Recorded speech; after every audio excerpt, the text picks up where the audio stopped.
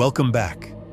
Before we begin our spooky adventure tonight, remember to like the video, subscribe to the channel, and share this video with other horror enthusiasts to give us more motivation. I'd love to know where you're watching from and what time it is, so leave a comment below and cheer me on YouTube.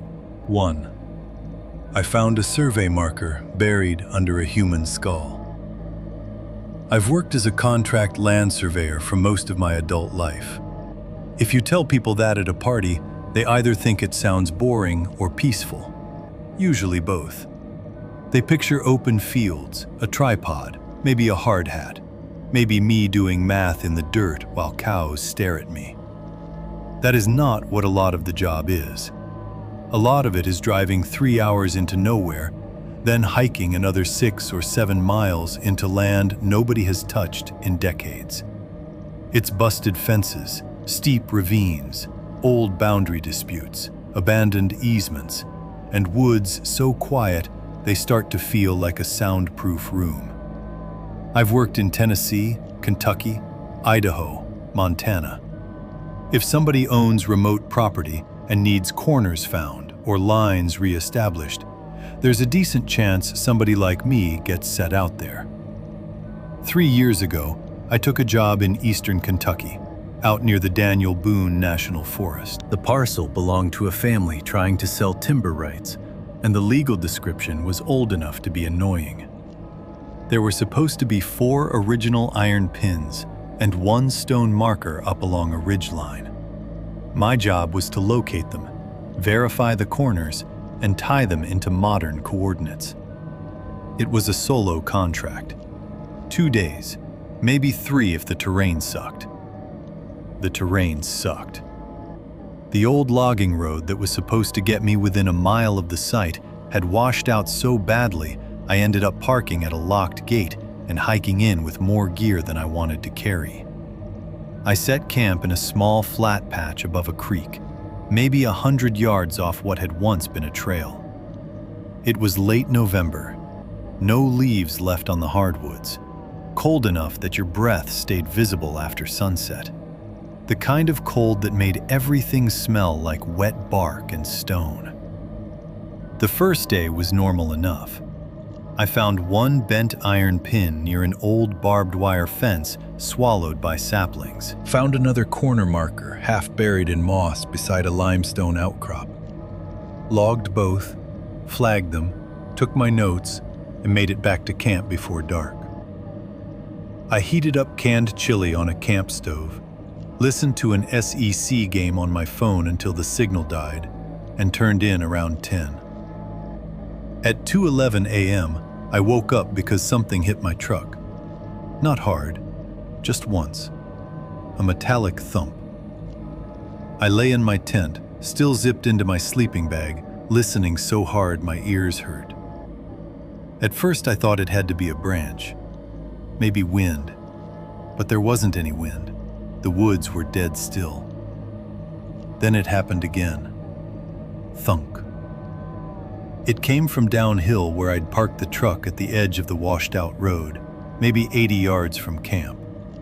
Not close enough for me to see from the tent. I had a pistol in my pack and a good flashlight, but I didn't move right away. I just listened. Nothing. After about a minute, I unzipped the tent as quietly as I could and stepped out into the cold. My flashlight cut through the trees in a pale tunnel. Steam came off the creek. Everything beyond the beam looked hollow and black. I called out, "Hey!" No answer. I kept the light on the truck as I walked down. It was a white Tacoma, mud-splattered, easy to pick out between the trees. Nothing looked wrong at first. Then I got closer and saw the dent. Something had struck the passenger side door hard enough to leave a shallow, round impression in the metal. At my feet, in the leaves, was a fist-sized rock. Not a branch, not a deer, a rock. I swept the flashlight around the woods and got that feeling I've only had a few times in my life, where your body knows you're being watched before your brain catches up. I didn't see anyone, but I didn't linger either. I grabbed the rock, tossed it into the bed of the truck, and went back uphill. I didn't sleep much after that. At first light, I tried to tell myself some local kid had come up the road messing around, even though that made no sense. The gate had been chained. The area was remote. Nobody had reason to be up there in freezing weather before dawn. Still, I had a job to finish. That morning, I headed for the ridge to locate the final markers. I was about 40 minutes from camp when I found the first weird thing. One of my pink survey ribbons was gone. I always tie flagging tape near points I've already checked, mostly so I don't waste time crossing the same ground twice. The day before, I had tied a strip of neon pink tape around a sapling beside the limestone outcrop. Now it was gone. Not fallen, not torn. Gone. I stood there looking around like the answer might be obvious. And that was when I noticed another strip of tape about 30 yards deeper into the trees. It was mine. Same color. Same cheap plastic ribbon from the same roll. Only, I hadn't put it there. It hung from a dead branch at eye level, perfectly still. I stared at it longer than I'd like to admit. There's a certain kind of fear that doesn't hit all at once. It builds while your brain keeps trying to force normal explanations onto something that is no longer normal. Maybe I had tied it there and forgotten. Maybe the wind moved it. Maybe I was turned around. Then I looked down and saw a boot print in the soft ground beside the tree. Fresh. Deep heel. Lug pattern. Bigger than mine. I remember my mouth going dry. I followed the print with my eyes and found another, then another, all leading uphill in the same direction I was headed. That should have been enough to make me leave. Instead, I kept going, because I was stubborn and because grown men with jobs do stupid things when they don't want to admit they're scared. About 20 minutes later, I reached what should have been the final corner. According to the old plat, the marker there wasn't iron. It was described as a stacked stone set at the chestnut stump. The chestnut stump was long gone, of course, but the ridge saddle matched. So did the line. I started probing the ground with my steel rod, looking for rock under the leaves. I hit something almost immediately. Not stone, hollow. I scraped the leaves back with my boot and saw a patch of white curve through the dirt. For one stupid second, I thought it was a bucket. Then I saw the eye socket. It was a human skull, half buried face up in the earth. I stumbled back so fast I nearly fell. The top of it was caved in, cracked inward, packed with dirt and dead leaves. One side still had teeth. The jaw was missing. Just below it, pushed into the ground at an angle, was an old iron survey pin wrapped with rusted wire. I can't describe how wrong that looked. Like somebody had used a human head to mark a property corner. The air seemed thinner all of a sudden. My chest got tight. I took 2 pictures with my phone on instinct, then lost signal trying to call 911. I backed away from the spot without taking my eyes off it. That was when I heard someone clear their throat behind me. Close. Maybe 15 feet. I turned so hard I felt something pull in my neck. There was a man standing between 2 bare hickories, uphill from me. He looked to be in his 60s maybe, but rough enough that it was hard to tell. Thin, dirty Carhartt jacket, gray beard down his throat. One eye cloudy white. He held a length of chain in one hand, like he'd just happened to be carrying it around the woods. He wasn't surprised to see me. That was the part I remember most. He just looked annoyed.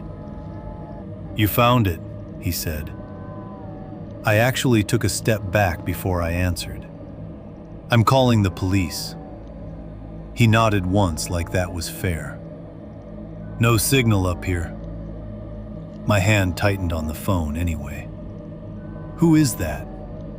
He glanced toward the skull without looking bothered. Man named Kepley, or that's what my daddy said. Been there longer than I've been alive. The chain in his hand clicked softly against itself as he moved. I noticed then there was something dark on his sleeve cuff. Old blood, maybe. Mud, maybe. I didn't want to know. I said, "Stay where you are." He gave me the faintest smile. You surveyors always say that. I backed downhill. He didn't rush me, didn't threaten me. He just started walking parallel to me through the trees, matching my movement, always keeping the same distance. Every time I stopped, he stopped. Every time I moved, I heard that chain whisper through the brush. I got maybe 60 yards before I turned and just started going fast, half sliding down the ridge with gear banging against my side. Branches snapped behind me. I remember my boot hitting rotten wood and punching through. I remember nearly eating it on wet leaves. Mostly I remember that I could hear him now, no longer pacing me, actually coming after me. Not running, just coming. That was worse somehow. I made it back to camp breathing so hard I tasted copper. I threw my equipment in the truck bed without packing it properly, yanked the tent stakes free, left half my food there. My keys shook in my hand so badly I dropped them twice. When the engine finally turned over, I could have cried. I threw the truck in reverse and backed crooked through brush until I got aligned with the old road. I was reaching for the shifter when something hit the rear window. A face. For a split second, I thought he'd thrown himself against the glass. I shouted and slammed on the brake by instinct, then realized it wasn't a face attached to a body. It was a deer skull, fresh enough that stringy tissue still hung from the base. The antlers had been sawn off. Blood and yellow fat smeared across the back glass before the skull slid down into the truck bed with a wet clatter. I jammed it into drive and punched the gas. The tires spun in the mud, caught. Then the truck lurched forward so violently my shoulder hit the door. Branches whipped both sides. Something struck the tailgate once, hard, maybe that chain. Then I was down the washed-out road and not stopping for anything. I got enough signal about 20 minutes later to call the sheriff's office. I told them everything except how panicked I sounded. They met me at a gas station off the highway. 2 deputies took my statement. One of them drove back up with me and another unit. They found my abandoned camp. They found the disturbed ridge. They found the old iron pin. They did not find the skull. They did find blood in the leaves nearby, though not much, and drag marks leading off into a patch of mountain laurel too thick to follow easily before dark. The older deputy asked if I was sure I hadn't mistaken an animal skull for something else. I showed him the pictures on my phone. That shut him up. 3 days later, they called to tell me they'd located a shallow grave on adjacent private land after cadaver dogs alerted near a collapsed root system. It held partial human remains, old enough that they needed dental comparison and whatever else they do. They also found, scattered nearby, several lengths of rusted chain, broken survey stakes, and a coffee can full of teeth. Human teeth. Not all from the same person. The man with the cloudy eye wasn't there. They found a shack farther down in a ravine, hidden under camouflage tarp and brush. It had canned food, traps, a wood stove, and pages torn from county plat books. There were names written in the margins, deed references, parcel numbers, dates. Several belonged to survey jobs done in that area over the years. One of those names belonged to a guy I'd worked with in West Virginia a decade earlier. He'd gone missing on a hunting trip and was never found. The sheriff never told me this next part directly. I heard it from a woman in the clerk's office months later when I went back for certified copies. The old family who once owned those ridge parcels had a son who disappeared in 1987 after being questioned about a missing trespasser. Then another man vanished in 1994. Then a logger in 2003. No charges ever stuck to anyone. Small places bury things when the right last names are involved. I quit remote solo work after that. Not immediately. Men tell themselves lies about what they can handle. I took easier jobs. Open land, construction staking, utility work, stuff near roads and people. But I stopped sleeping alone in the woods, stopped trusting old boundary descriptions, stopped walking toward flagging tape I didn't remember tying myself. The last thing that finally killed it for me happened 8 months later. I was cleaning out the Tacoma before selling it. Under the back seat, shoved so deep I must have missed it half a dozen times, was a strip of faded pink survey ribbon tied around something small. It was one human finger bone, weathered, brown at one end, cleanly stripped. There was handwriting on the ribbon in black marker. Not much, just one line. Found your missing corner. I burned the ribbon in a metal bucket behind my garage. The bone didn't burn right. It blackened, cracked, and gave off a smell I still can't separate from cold air and wet leaves. I buried what was left in a shoebox at the edge of my property and didn't mark the spot. A year later, somebody dug it up. No tracks in the yard, no hole anywhere else. Just the lid of the shoebox lying open in the grass and the bone gone. I sold the house 2 months after that. I didn't tell the buyers why. 2. The fire looked real until I saw what was hanging in the window. I used to guide late-season snowmobile and backcountry trips in western Montana. Most of my clients were exactly what you'd expect. Wealthy guys from Texas or Arizona who wanted a rugged winter story without understanding what winter in the northern Rockies actually is. They'd show up in clean gear, expensive goggles, and gloves too new to bend properly, then spend the first day learning the difference between cold and dangerous. The people who scared me least were the inexperienced tourists. The ones who scared me were the locals who acted casual. 6 winters ago, I agreed to take a private booking from a father and son out of Bozeman named Russ and Caleb Mercer. Russ was in his late 50s, ex-construction, broad as a refrigerator, and Caleb looked about 22. Nice enough at first. They said they'd done the route before, wanted a guide mainly because of recent avalanche concerns in one section. It was a 2-night run between old Forest Service cabins near the Idaho border. Weather looked stable when we left. That matters because people always ask why we didn't turn back sooner. The answer is that winter does not always announce when it's about to become a problem. Sometimes the sky is just gray a little too early, and the air gets that dry metallic taste, and then by the time you admit it's changing, you're committed. The first day went fine, nothing unusual. We covered good ground, got to the first cabin before dusk, cooked chili from packets and canned beans, told dumb stories, slept in our base layers with the stove ticking in the corner. The second day was where things broke. We were crossing a long open section above tree line when Caleb's machine fishtailed on crust and clipped a buried rock shelf. He didn't fly off dramatically like in a movie. It was uglier than that. Sudden, mechanical. 1 second he was there, and the next the sled rolled and pinned his left leg underneath. By the time Russ and I got the machine off him, I knew it was bad. The lower leg had a shape no leg should have. His snow pants were torn at the shin, and white bone had punched through fabric slick with blood. Caleb made one sound when we moved him. I still hear it sometimes, in dreams. Not a scream, more like a wet choke from somewhere deep in the chest. We were at least 15 miles from the nearest cabin, and farther than that from anything resembling quick rescue.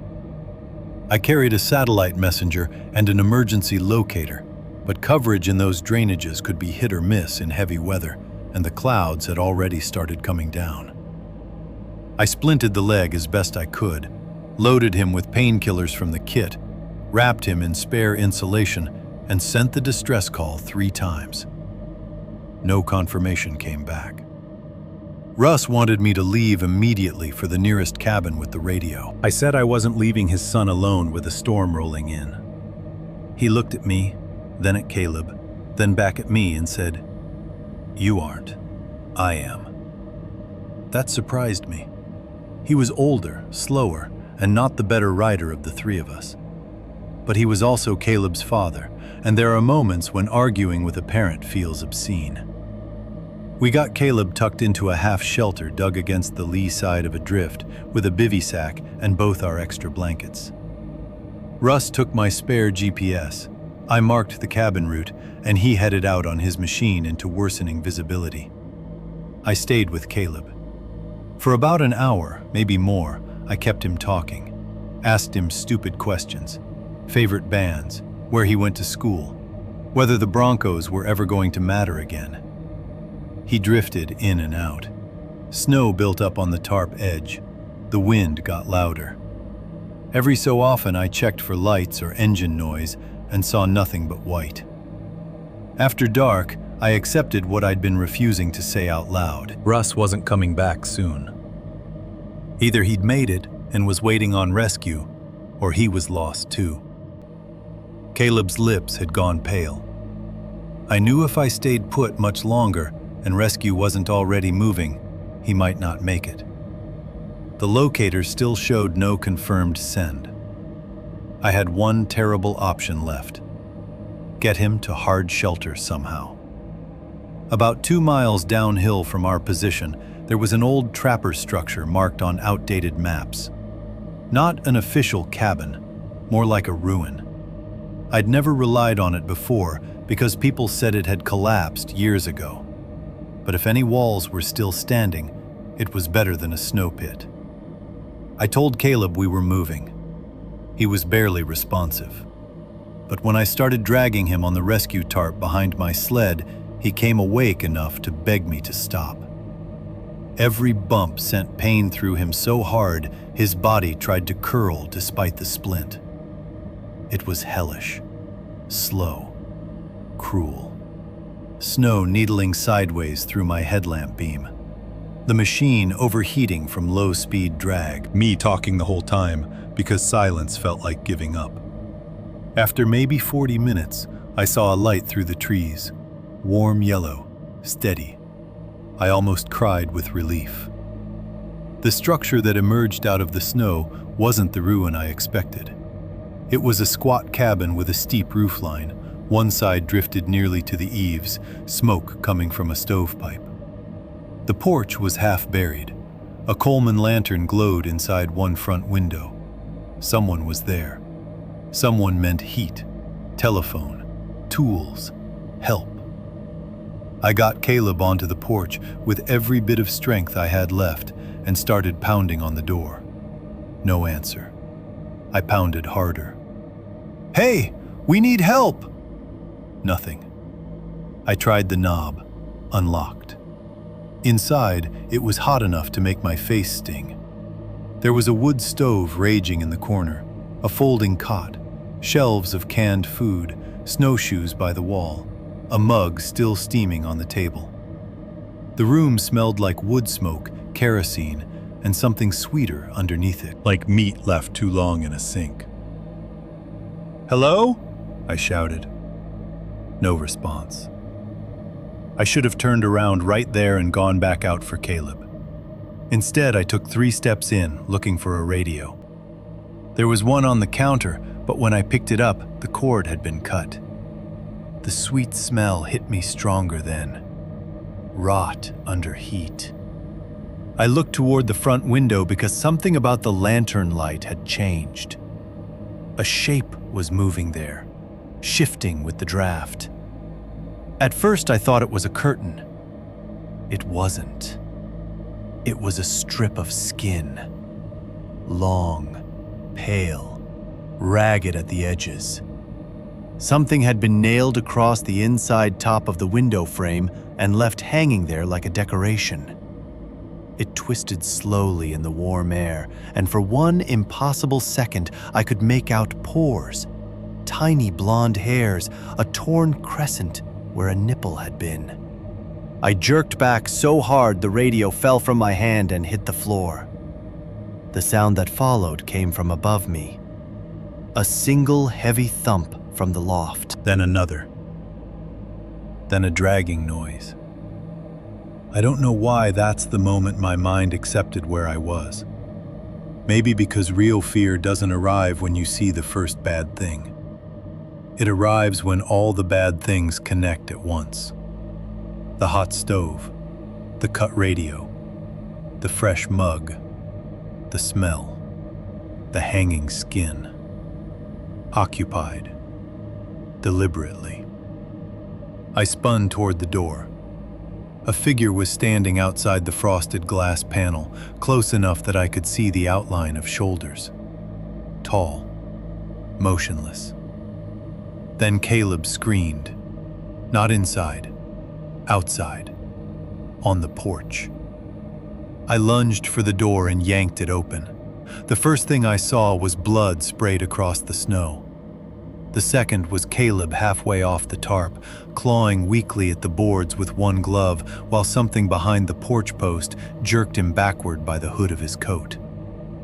A man stepped out with him. Huge. Padded in filthy winter gear. Face hidden behind an old snowmobile helmet with the visor ripped away. I saw teeth inside the dark opening where the visor should have been. Real teeth. Smiling. He had one hand hooked in Caleb's hood, and in the other he held a framing hammer dark to the claw. I went for my pistol. Too slow. Something crashed into me from the side and drove me into the door frame so hard I saw sparks.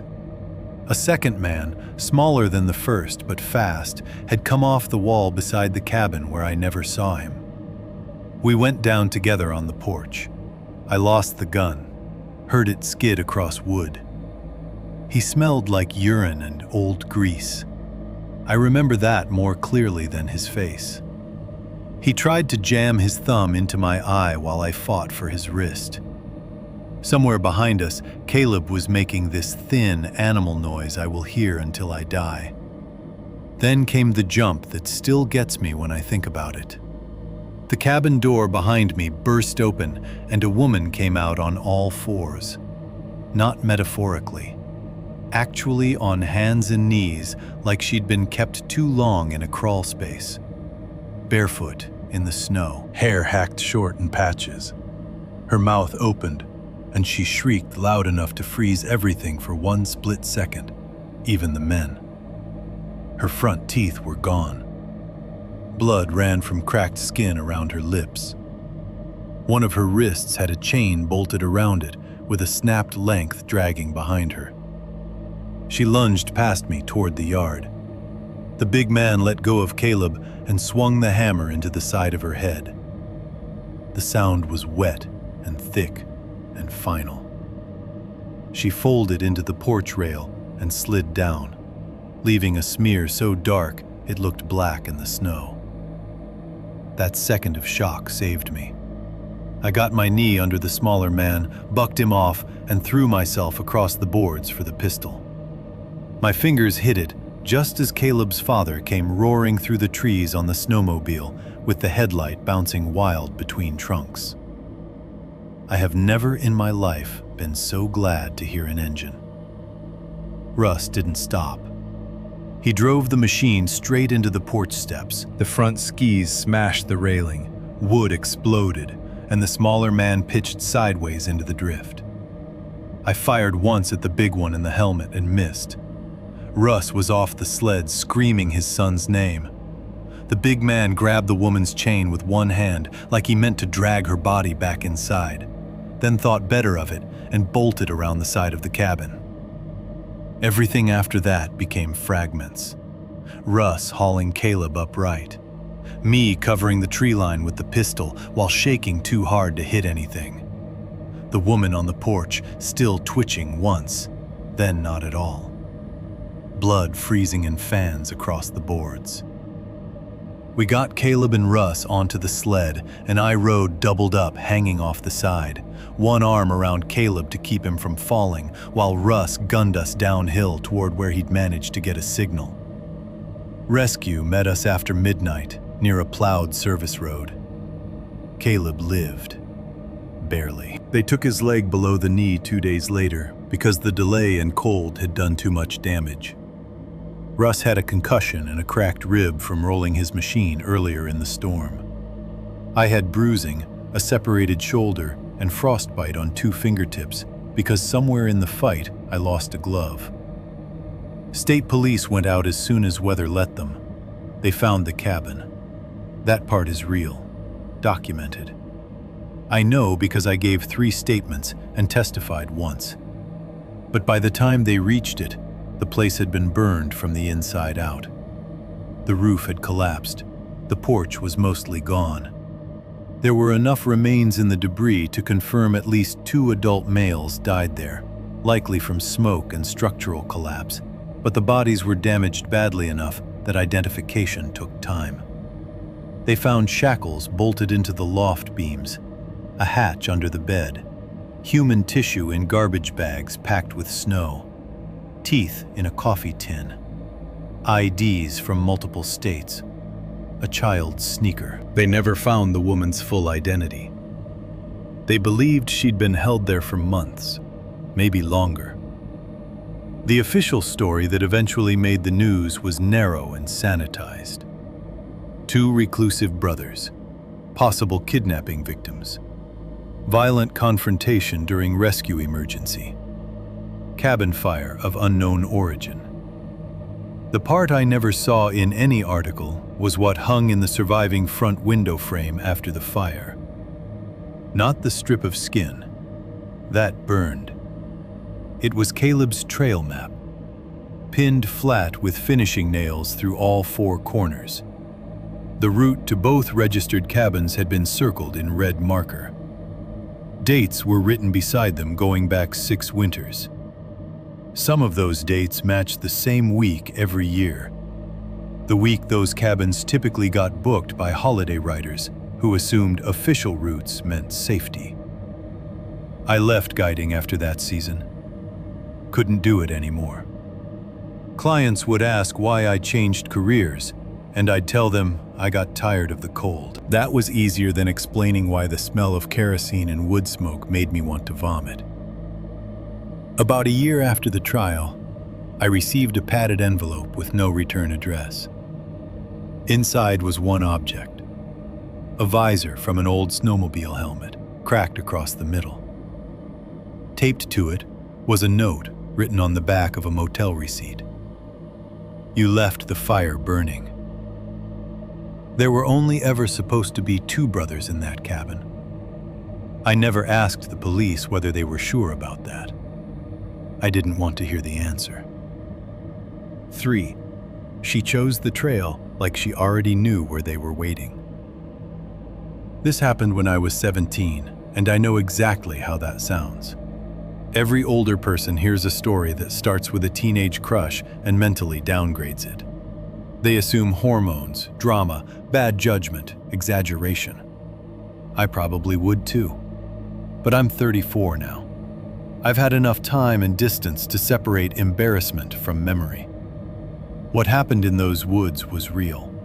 The girl at the center of it was named Mara Bell. She transferred into our high school in southern Ohio halfway through junior year.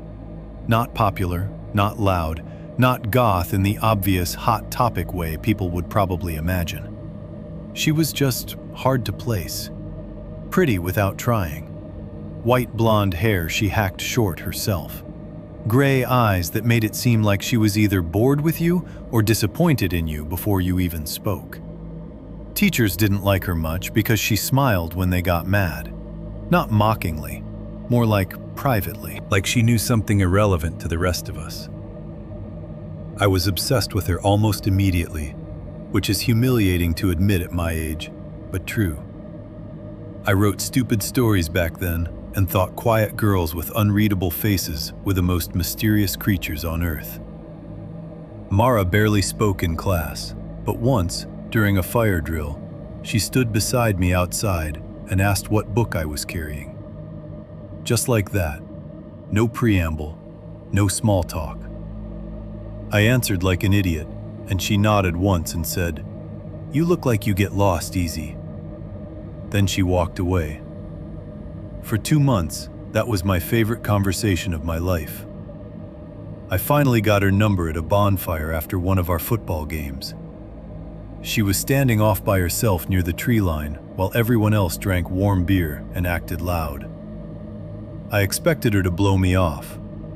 Instead, she looked at me for about 3 seconds and said, "Do you hike?" I said yes. I didn't hike. Not really. She told me to meet her Saturday morning at a gravel pull-off near Shawnee State Forest. No emojis, no flirting, just an address dropped in a text. My best friend Aaron told me not to go. Not because he thought she was dangerous, because he thought she was weird, in the high school sense. Unpredictable, maybe mean, maybe setting me up to look stupid. I went anyway because I was 17, and because being wanted by somebody strange feels better than being ignored by everybody safe. It was late October, cold, bright. The sky washed clean after rain the night before. I borrowed my mom's Subaru, filled it with $10 of gas, chewed mint gum the whole drive so I wouldn't smell nervous. Mara was already there when I arrived, leaning against a faded green pickup I'd never seen before. She wasn't wearing anything dramatic. Flannel overshirt, thermal top, jeans, old hiking boots. No backpack. That should have registered. I had a backpack with water, snacks, flashlight, cheap first aid kit. She had nothing. She got in my passenger seat without asking and said, "We're taking yours." Why? Because I don't want mine where we're going. I laughed like it was a joke. She didn't.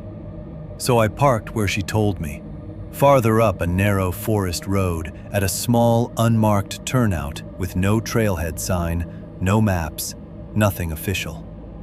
Just a gap between trees and an old cable barrier cut years ago and left curled in the dirt like a dead snake. I remember saying, "This doesn't really look like a trail." And she said, "That's why nobody ruins it." For the first half hour, it was honestly great. She was more open than I'd ever seen her. Asked me about movies, music, whether I planned on leaving town after graduation. Her voice was low and calm, and every time she looked at me directly, I had to remind myself to keep walking like a normal person. The woods were beautiful, in that Midwestern way people don't appreciate enough.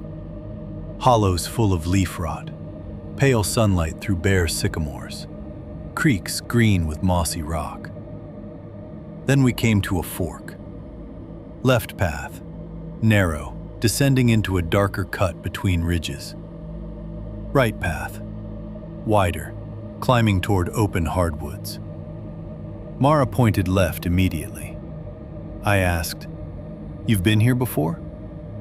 "No," she said. But she answered too fast. The left path got ugly quick. More overgrown, more blowdowns, mud under the leaves, a smell like stagnant water. I started noticing scraps of faded orange tape tied high in branches. Not the kind park services use now, but old survey or hunting marker tape. Sun-bleached, almost white. There were deer bones, too. At first, one spine, then a rib cage, then a skull with the lower jaw missing. I made a joke about Blair Witch. Mara said, "People bring things out here." That was the first moment I felt the day slide away from normal. About 10 minutes later, she told me to go ahead because the trail narrowed and she wanted a cigarette. I didn't smoke and hated the smell, so that sounded fine. I walked maybe 30 yards before realizing I couldn't hear her behind me anymore. I turned around. Empty trail. I called her name. Nothing. I walked back to the last bend. No Mara. No cigarette smell. No footsteps. No sound but a woodpecker somewhere farther off. There wasn't anywhere for her to go. The hillside on one side was steep enough to slide, and the other side dropped into thick brush and rock. I called again, louder. Still nothing. At that point, I wasn't scared yet, just confused and irritated. I figured she was messing with me in some weird way. I pushed through the brush downhill a little, searching for any sign of her. That's when I saw the first structure. Not a house, more like a hunting blind built too large and too low, half hidden under camouflage netting and branches. It sat in a shallow depression between beech trees, maybe 40 yards off the trail. One wall was covered in old license plates nailed edge to edge. Beneath them hung what I first thought were carved sticks. They were finger bones strung on wire. I froze. Every instinct told me to back away quietly and leave. Then a voice from behind me said, "Lose somebody?" I spun so fast I bit my tongue.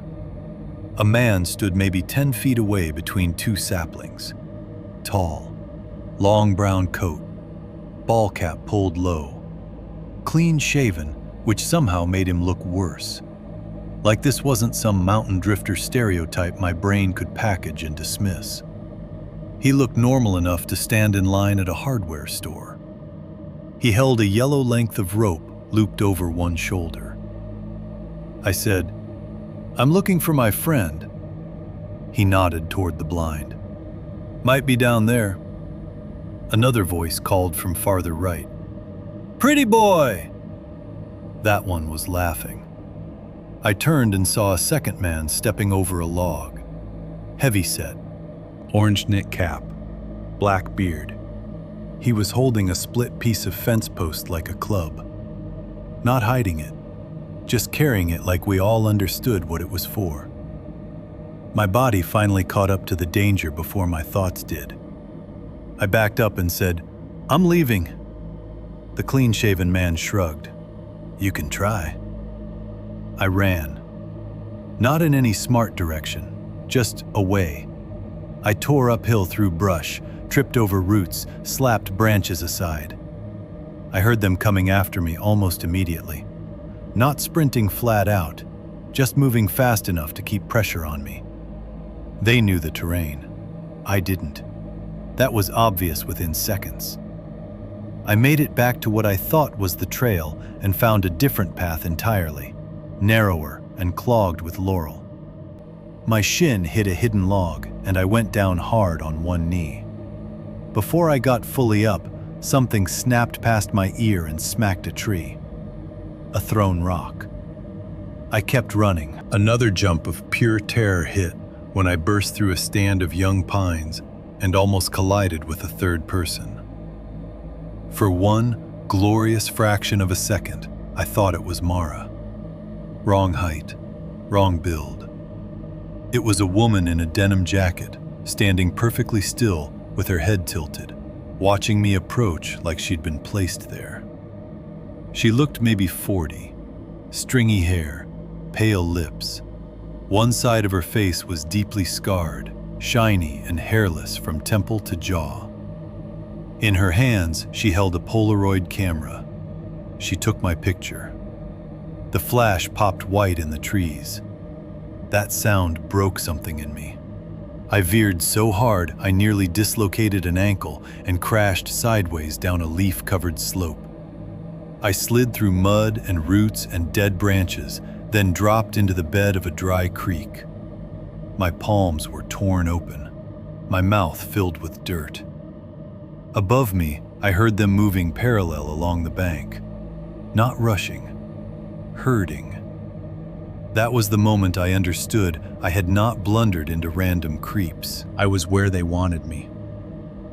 I followed the creek because it was the only direction that felt clear. The banks rose higher, turning the thing into a shallow trench. There were bones down there too. Animal mostly. I told myself animal mostly. Then I saw the shoe. Small, white canvas, child-sized, still with part of a foot in it. Not fresh, leather brown and shrunk tight over bone. I gagged so hard I saw spots. A voice floated down from above, calm as a neighbor asking for a wrench. "Don't make it take all day." I looked up and saw the bearded man pacing me on the bank with the fence post over one shoulder. Behind him, through branches, stood Mara. That part still messes me up more than anything else. She wasn't tied up, wasn't crying, wasn't trying to get away. She was just standing there watching. I shouted her name. I think I shouted why. She didn't answer. The scarred woman appeared beside her and handed her the Polaroid. Mara looked at the picture, then tucked it into her shirt pocket. I ran again. The creek bent sharply and ended at a concrete culvert half hidden in earth, probably old drainage from a logging road long erased by the woods. Rusted metal grating had once covered the opening, but somebody had torn most of it off. The pipe was big enough to crawl through. I didn't hesitate. I dove in. The smell inside was awful. Wet dirt, mildew, something dead. Total darkness after the first few feet. I scraped forward on elbows and knees with my flashlight clenched in one fist. Behind me, I heard voices. Then laughter. Then the scrape of something metal dragged across the pipe entrance. They weren't following. That was almost worse. My flashlight beam shook over mud, old beer cans, raccoon bones, graffiti sprayed in flaking paint. 20 feet in, the pipe widened into a storm chamber where runoff had undercut a pocket in the earth. That chamber was full of things. Blankets, coolers, water jugs, milk crates, hooks in the ceiling, a mattress so stained it looked burned. And on one wall, clipped to a clothesline with clothespins, were photographs. Dozens. Polaroids, glossy prints, drugstore 1 hours from years before. Men, women, teenagers, hikers, hunters, couples beside cars, people at trailheads, people smiling because they thought they were starting normal days. One photo showed me arriving at the gravel turnout that morning, still in the Subaru, one hand on the steering wheel, taken before I ever saw Mara. I heard a sound behind me and whipped the flashlight around.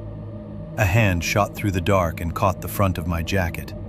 I screamed, full, humiliating, animal panic, and smashed the flashlight down on it.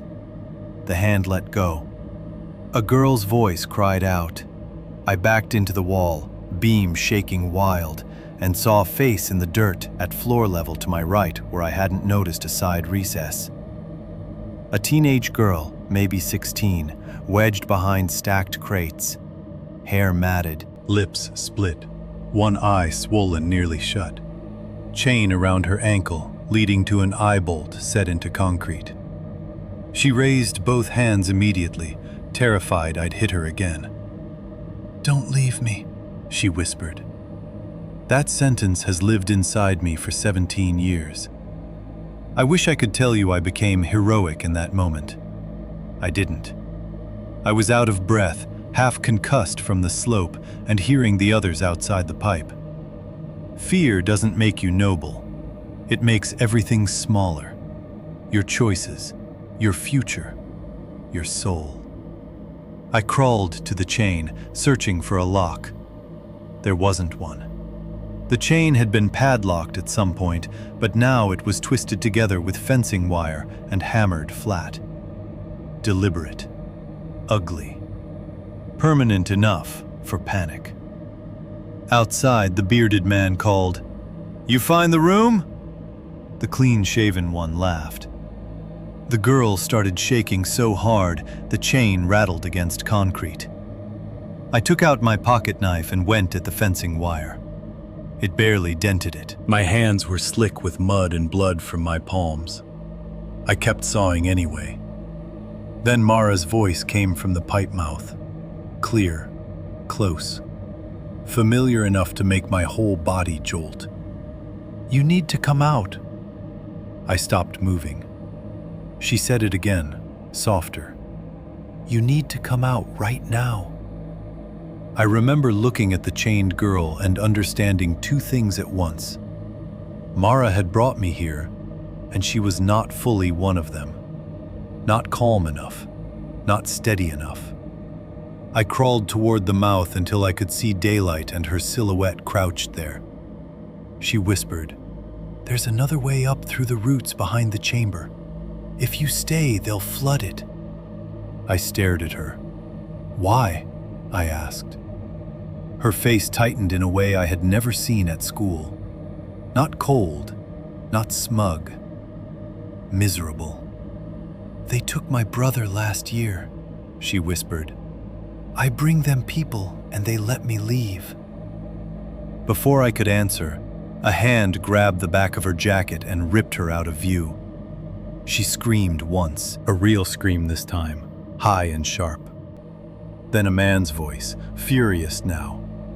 "I told you not to talk to them." The chained girl pointed behind me. "Roots," she hissed. I found the gap half hidden by hanging tarp and debris. It was barely human-sized, a vertical break where tree roots had cracked the chamber wall and opened into packed soil leading upward. I tried to force the girl's chain through with her. No chance. Too short. She shoved at my shoulder. "Go!"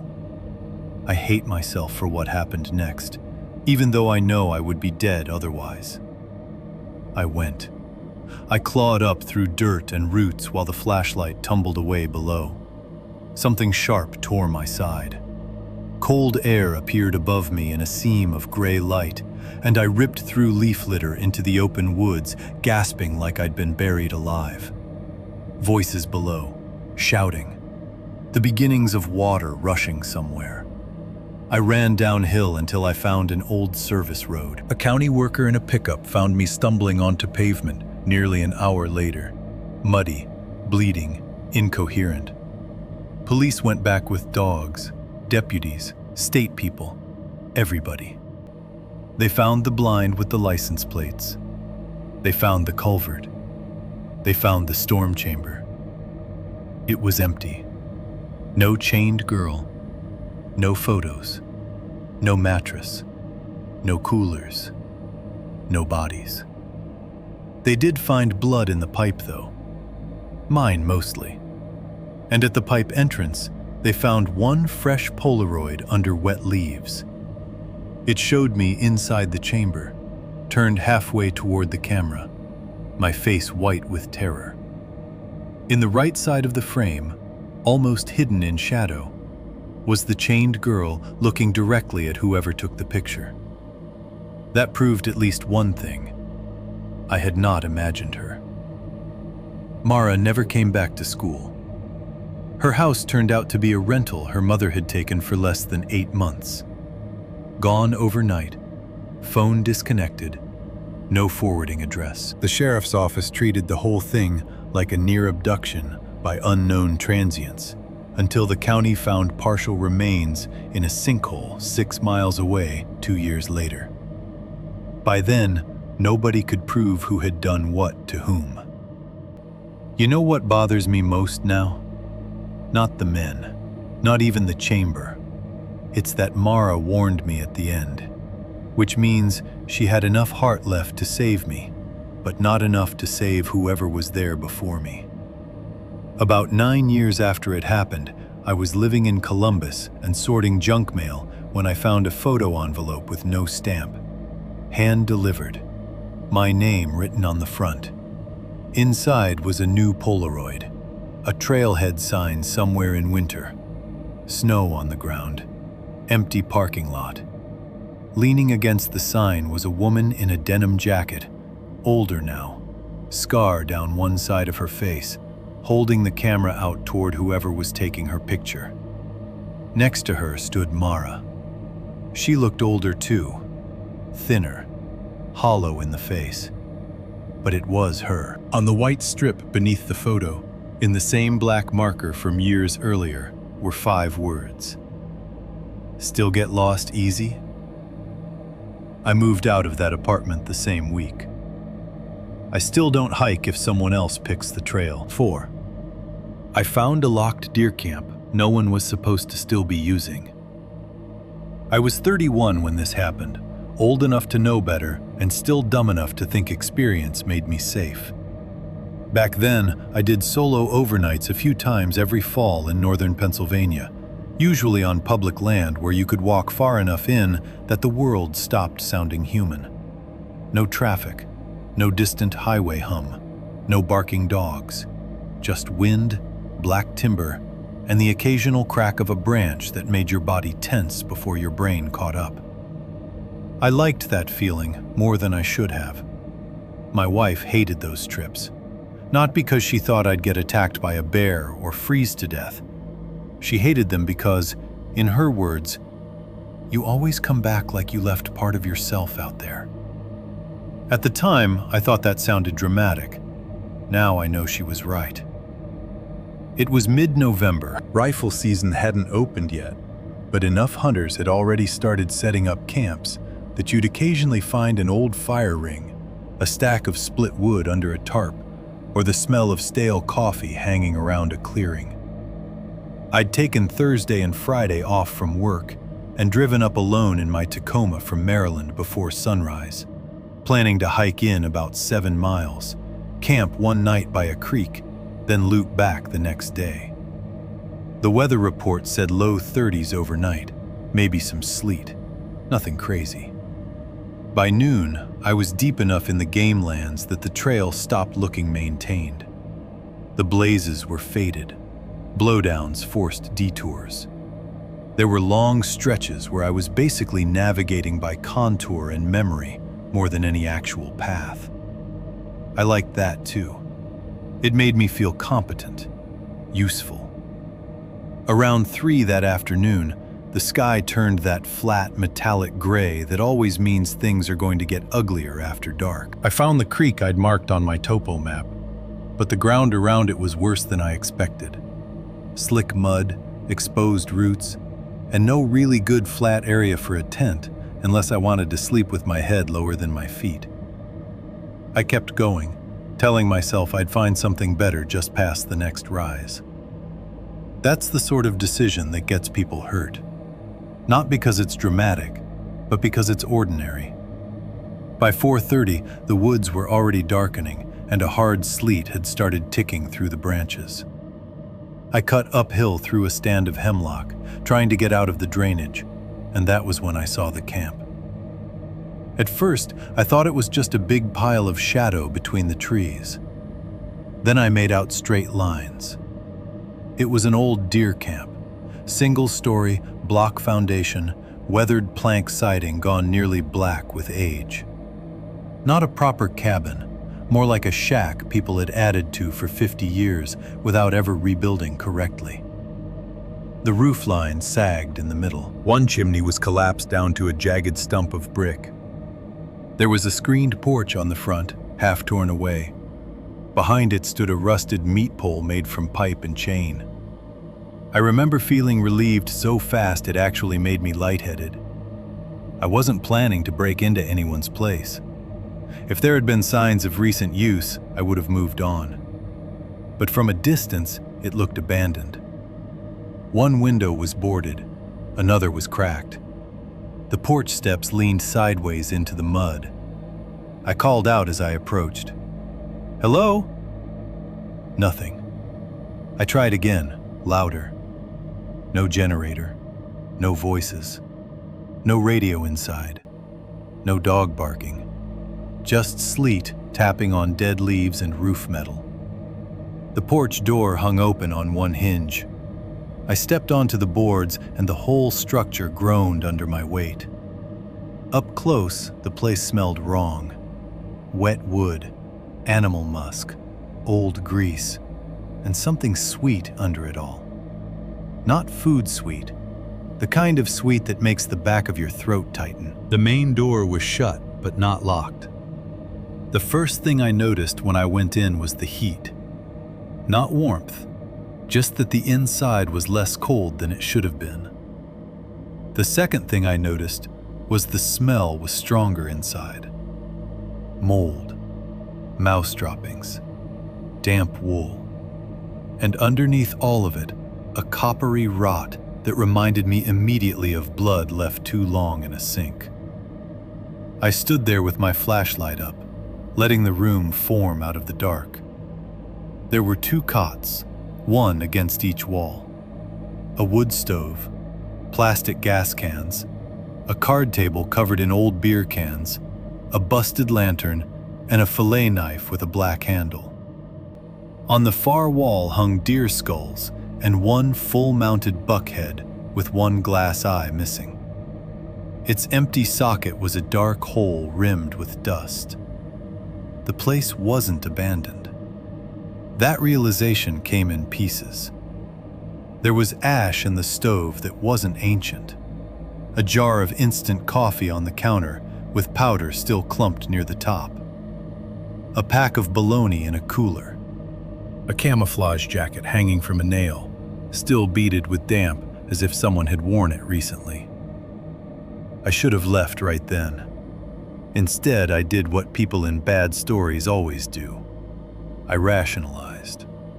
Probably somebody's seasonal camp. Probably empty for the day. Probably better to wait out the sleet for an hour and then head on. I took my pack off, but kept my pistol on my hip. I always carried a sidearm out there, legal and more for comfort than anything.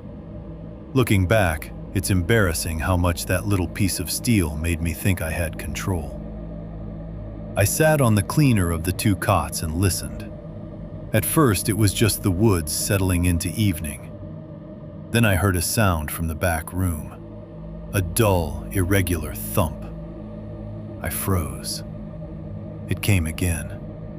Not loud, more like something shifting and tapping wood.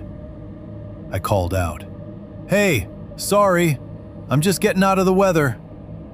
No response.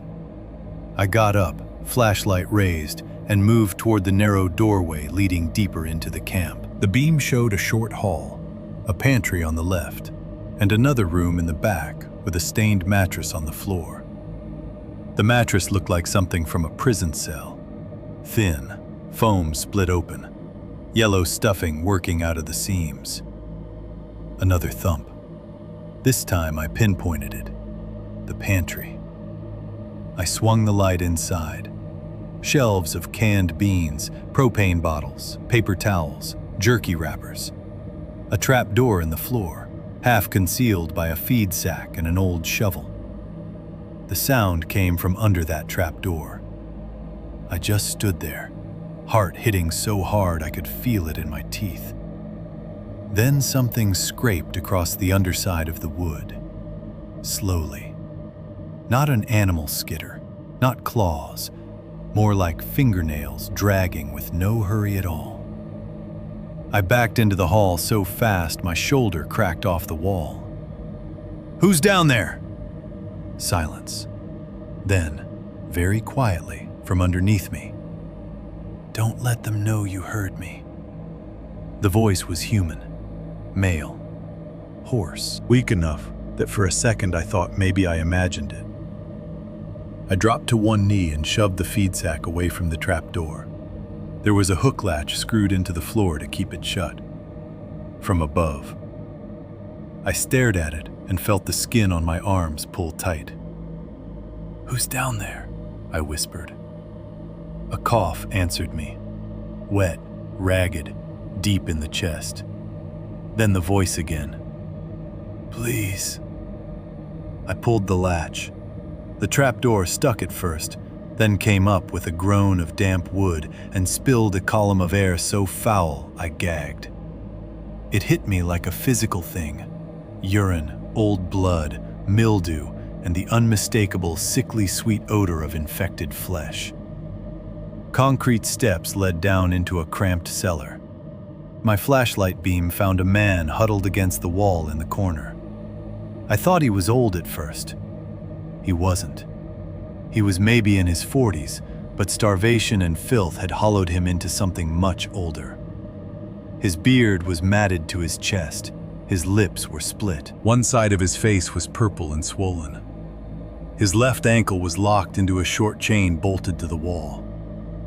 The skin around it was worn raw and blackened in places where metal had rubbed through and gone bad. What I first took for dirt on the floor wasn't dirt. It was dried blood layered over concrete and tracked through with bare footprints. And bones. Not piles, not theatrical, just enough to make the room wrong. A deer jaw, raccoon ribs, what looked like finger bones in a coffee can near the wall. I remember telling myself they couldn't be human. I remember knowing I was lying to myself. The man squinted into the light and raised one hand like it hurt to do it.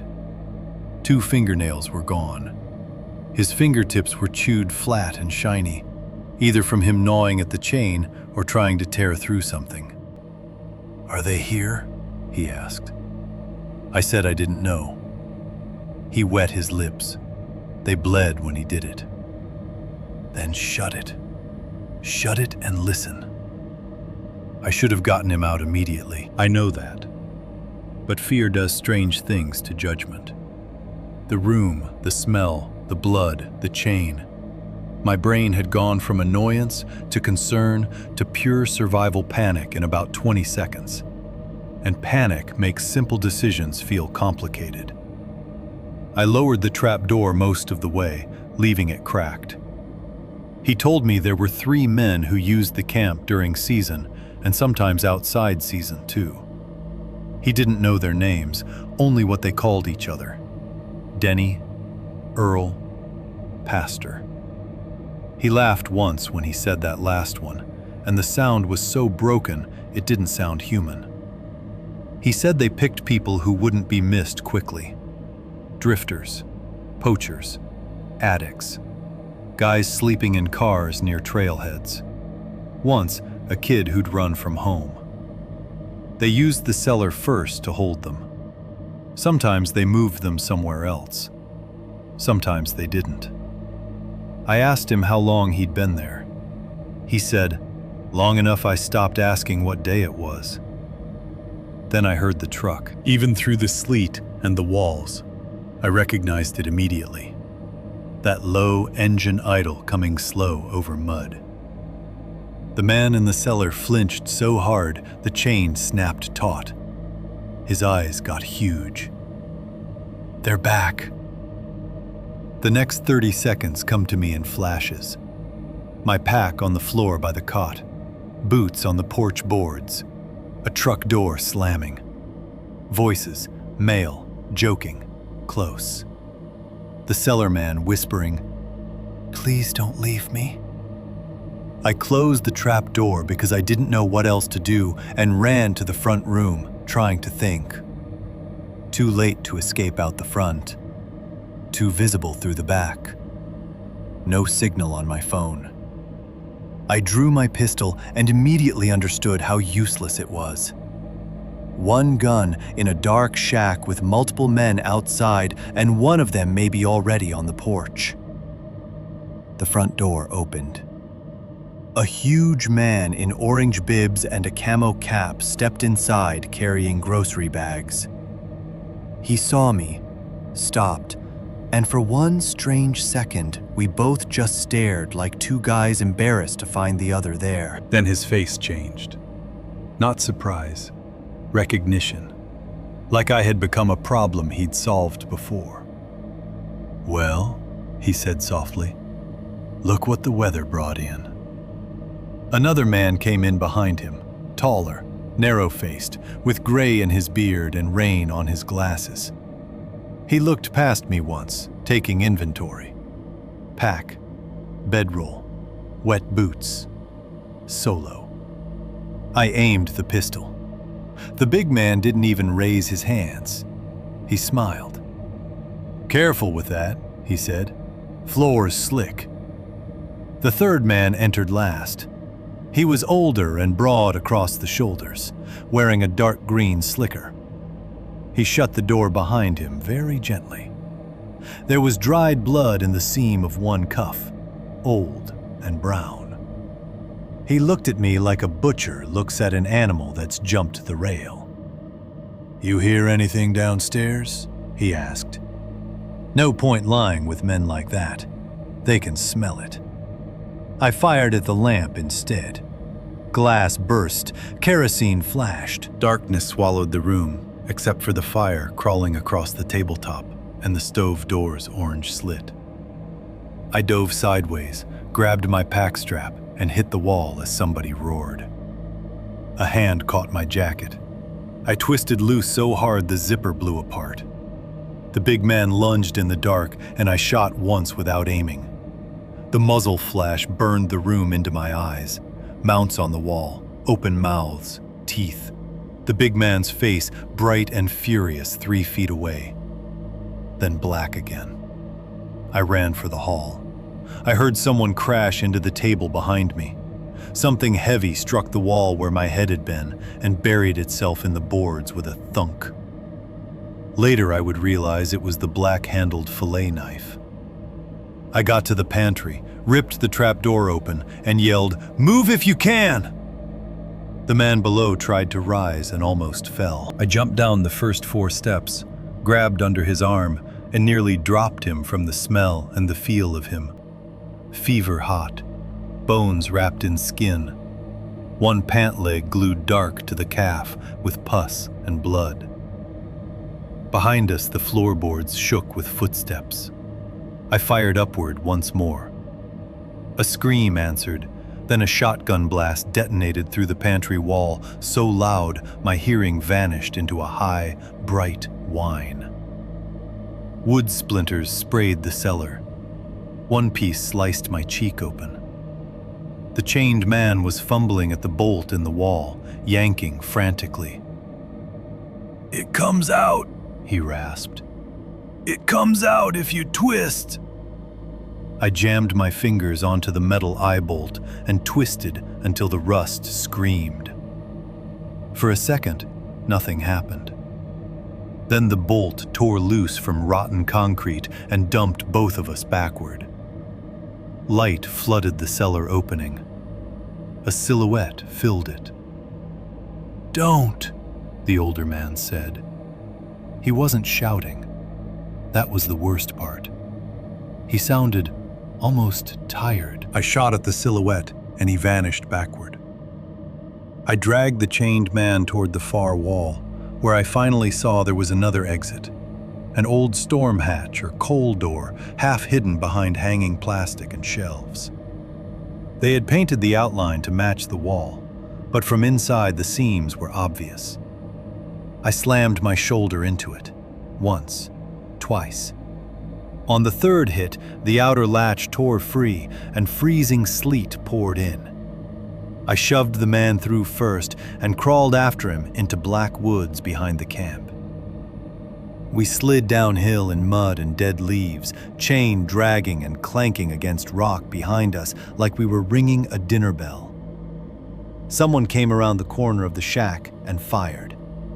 Dirt spat up near my hands. I hauled the man behind a fallen oak.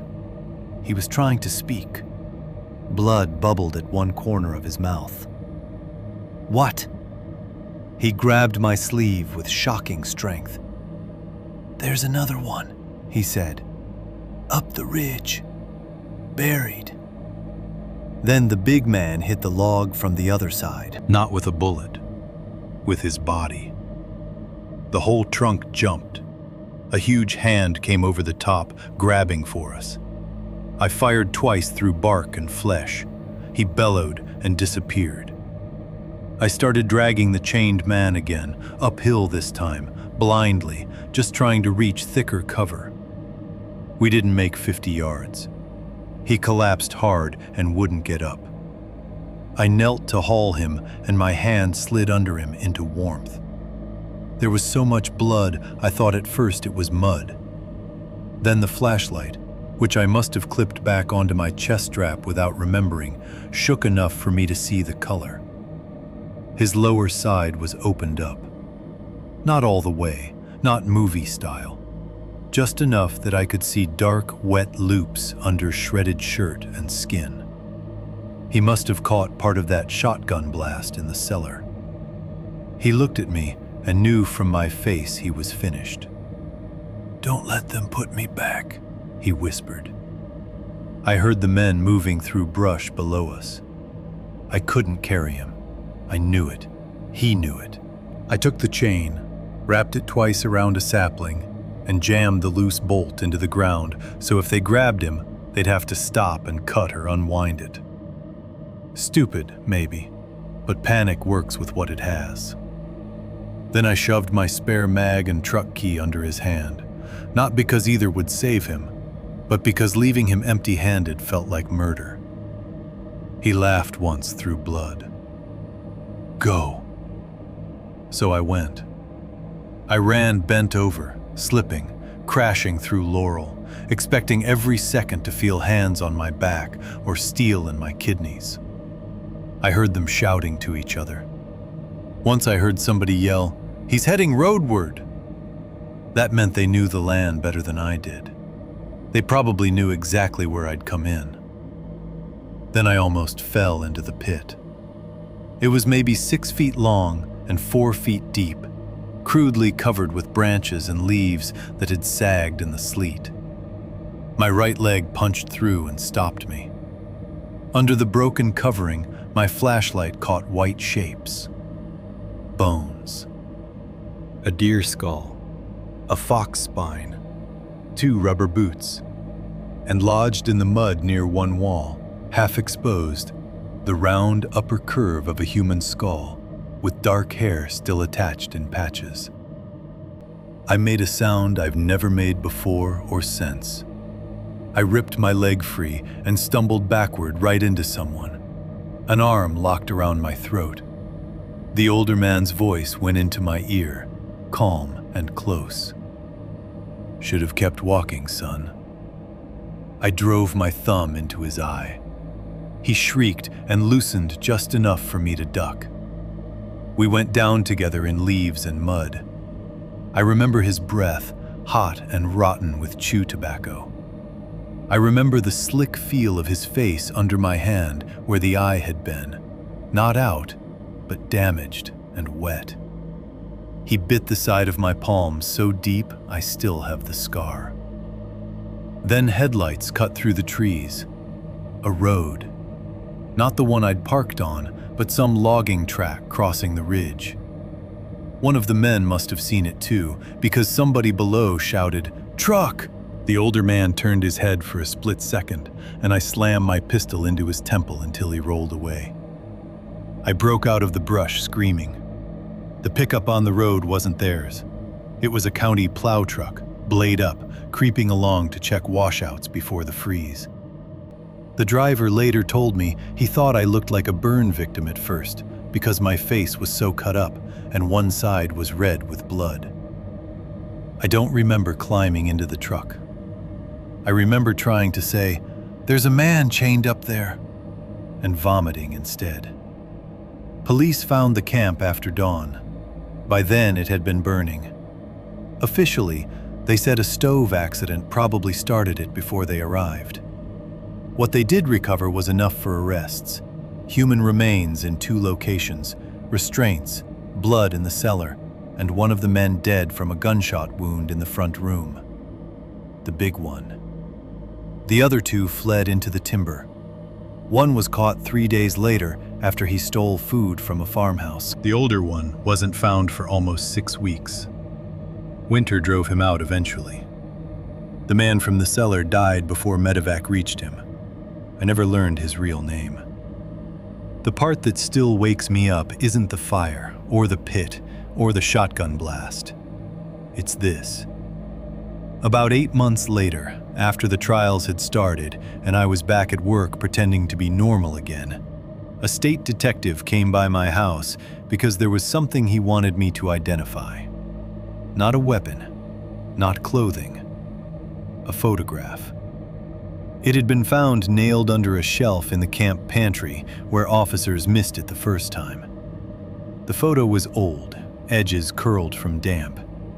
In it, the front room of the camp was lit by lantern glow. On the wall behind the cots were more trophy heads than when I'd seen it, and the porch screen outside looked intact, so the picture had been taken years earlier. At first, I thought it showed only 3 men standing shoulder to shoulder. Then I realized one of them wasn't standing. In the lower right corner, mostly cut off by the frame, someone was kneeling on the floor, with their hands bound behind them. The top of their head was bloody. Their face was turned just enough toward camera that the left side showed. It was the older man, not the kidnapper. Younger by maybe 15 years, but him. Bound, bleeding, terrified. And behind the camera, reflected faintly in the one unbroken glass eye of the mounted buck on the wall, was the shape of another person, wearing the same dark green slicker he had on the night I met him. Meaning, whoever trained those men there had stood in that room before them. Maybe over them. Maybe under the same roof, using the same cellar, long before they became the ones holding the keys. I still hunt. I still go into woods, but never alone. And never if I see a meat pole standing where no camp should be. Because there are places in those forests that don't stay abandoned. They just change hands. 5. The fire tower had no way up to the window. I saw someone standing in. I used to tell people I wasn't scared of heights. That wasn't true. What I really wasn't scared of was machinery. I trusted ladders, catwalks, scaffolding, old utility stairs, anything made of steel and bolts. If a thing had been engineered, I believed I could understand it. And if I could understand it, I could trust it. That belief got stripped out of me in one night in Western Oregon. This happened in 2018, back when I was doing freelance welding and taking stupid trips with my friend Nolan whenever work dried up. Nolan was the kind of guy who always had coordinates for something you weren't supposed to be around. Abandoned mills, closed service tunnels, empty ranger housing. If it existed on the edge of legality and common sense, he had a pin dropped on it. The tower was his idea. He found it in an old forestry forum. Decommissioned lookout, 8 miles off any maintained road, supposedly left standing because removal cost more than the state wanted to spend. He pitched it as one last dumb trip before he got married. Hike in, climb up, camp at the top, drink cheap bourbon, watch sunrise over the Cascades. We were both 30 and still trying to prove something to a version of ourselves that should have stayed 22. The approach was longer and worse than Nolan promised. Of course it was. We drove old logging roads for nearly 2 hours past locked gates and washouts until his Subaru physically couldn't go farther. From there, we hiked uphill through fir and alder with full packs in drizzling mist, following old skid tracks and game trails while gnats swarmed our faces and our boots slid in orange mud. We found the tower late enough that the sky was already beginning to lose color. It rose out of the trees all at once, enormous and wrong-looking. Not romantic, not cinematic. Wrong. The steel legs were braced with cross members so rusted in spots they looked furry. The cabin at the top was square, wrapped in windows gone dark as old bottle glass. One side of the catwalk railing had peeled away and hung down in a twisted strip. The lower access ladder had no lockout cage anymore, just an open first flight of stairs leading into air. "Dude," Nolan said, grinning like a maniac. "Tell me that isn't perfect." Perfect wasn't the word I'd have used. The whole structure gave off that feeling you get when you find an appliance humming in an empty house. Something built for use that should have been dead, but still seemed to be waiting. We walked a full circle around the base before climbing. There were old beer cans in the brush, some spray paint on the lower supports, one torn sleeping bag half buried in needles. Typical explorer trash. Nothing that told me anybody had been there recently. What bothered me was the ground. There was almost no undergrowth directly beneath the tower. Just hard-packed dirt, rust flakes, and a weird, clean ring where pine needles should have collected, but hadn't. It looked too swept, too exposed. "Wind does that," Nolan said when I mentioned it. Maybe. But there was almost no debris trapped in the braces either. No bird nests, no hanging tatters of bark. For a tower that had supposedly sat unused for years, it looked disturbed in a way I couldn't name. We climbed anyway. The stairs were better than they looked, until the last section, where the switchbacks ended and a vertical ladder ran up through a narrow cage to the trapdoor level. The steel was cold enough to numb my hands through gloves. By the time I hauled myself onto the top platform, my shoulders were shaking. The view should have made the climb worth it. Mountains in the distance, tree line going black in waves, clouds bruised purple by sunset. Instead, I felt the same thing I'd felt at the base, like we had entered the field of something that noticed. The cabin was unlocked. Inside, it had been gutted years ago. No radio gear, no desk, no cot. Just bare floor, windows on all sides, and water damage blackening the corners. The roof above had a circular stain where something had leaked for a long time. Across one wall, somebody had scratched dozens of vertical lines into the paint, grouped in clusters like a prisoner counting days. I assumed it was graffiti until I got close and saw the grooves were deep, chipped down to metal paneling underneath. Not keys either. Too uneven. Too heavy. Nolan found an old metal clipboard in one corner with no paper left attached, just rusted spring clips. He waved it around like he'd found treasure. I was more interested in the door latch. It worked, but there was a second locking bracket on the outside of the door frame that served no obvious purpose anymore. I pointed that out too. Nolan shrugged. Maybe for weather. Maybe. We set up on the catwalk instead of inside because the air in the cabin smelled like wet insulation and mouse nests. The mist thinned after dark, and for about half an hour the whole thing became what we'd wanted it to be. Two idiots with a bottle, feet hanging over a 70-foot drop, stars opening overhead. Then Nolan smacked his boot heel against the grating. The sound rang out so violently through the tower that both of us jerked. It went down the structure and out into the woods in widening metallic echoes. Not just loud, penetrating. Like the whole forest had just been notified. I swore at him. He laughed, but not for long. Because less than a minute later, a light came on in the trees. Far down the slope. White, steady, low to the ground. We both saw it at the same time and went still. At first, I assumed flashlight. Then I assumed headlamp. Then I watched it for maybe 10 seconds and stopped assuming anything. It wasn't bouncing with steps. It wasn't weaving around trunks the way a person picks their way uphill in dark woods.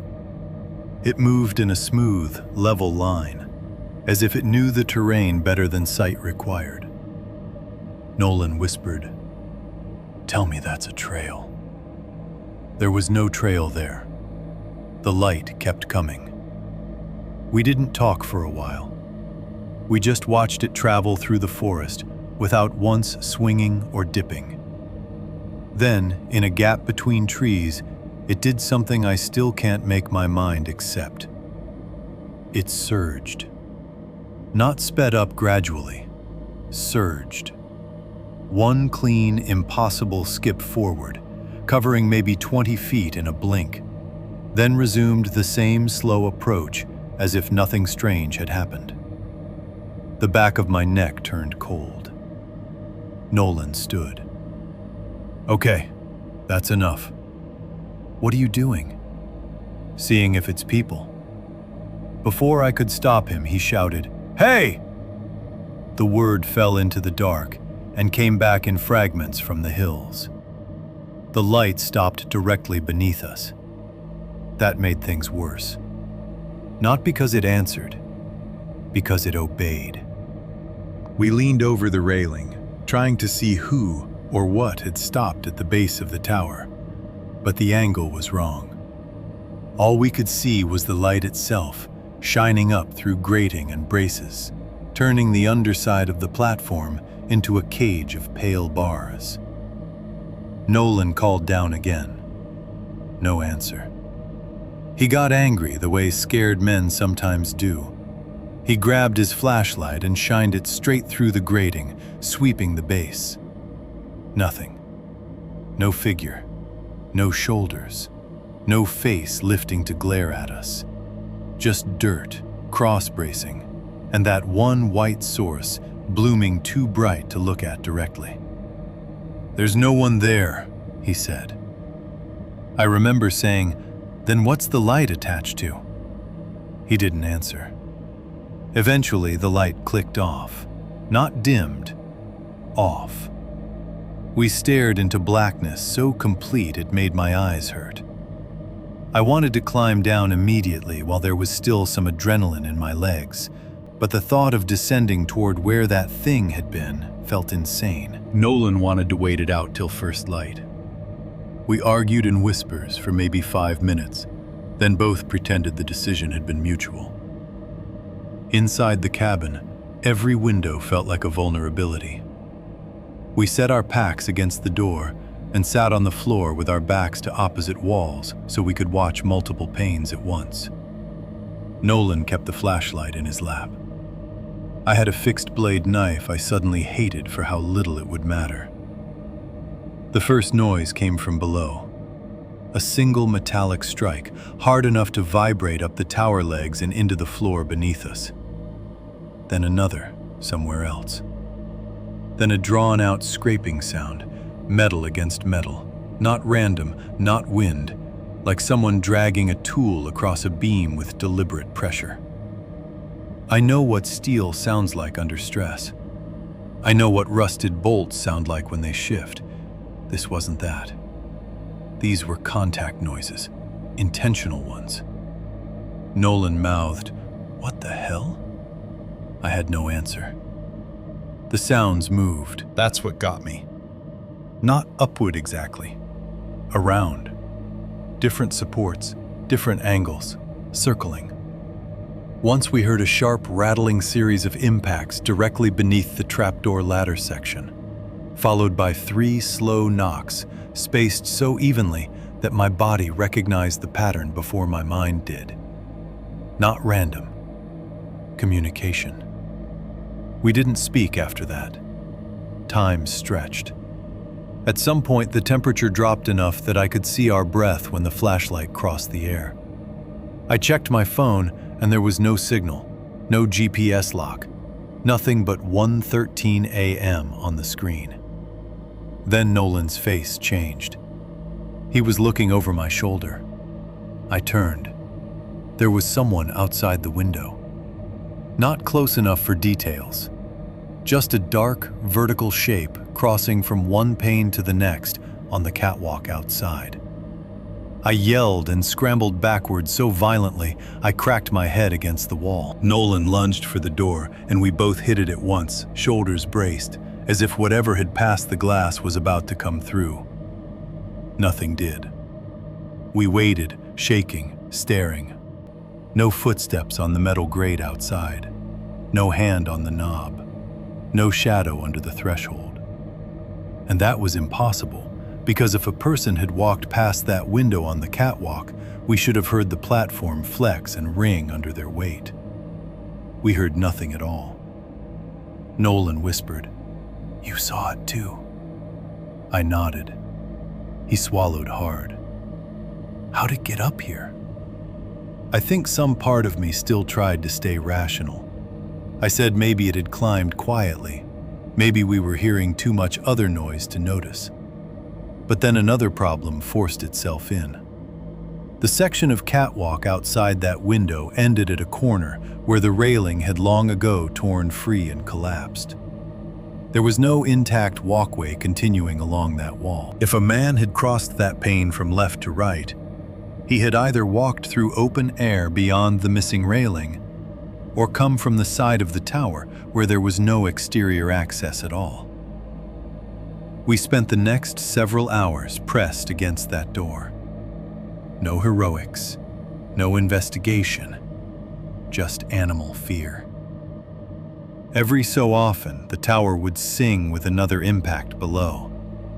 Once, something heavy thudded against the underside of the cabin floor, directly under us, hard enough to shiver dust from the ceiling seam. Nolan made a sound in his throat I'd never heard from him before. Just before dawn, the noises stopped. Not faded, stopped. The silence after them was almost worse. When there was enough gray light to separate the trees from the sky, Nolan counted to 3 and yanked the door open while I stood beside him with the flashlight and knife like a joke version of being prepared. The catwalk was empty. Wet. Rusted. Empty. No footprints. No dropped gear. No sign of anyone. We moved fast after that, packing without discussion. The plan was obvious.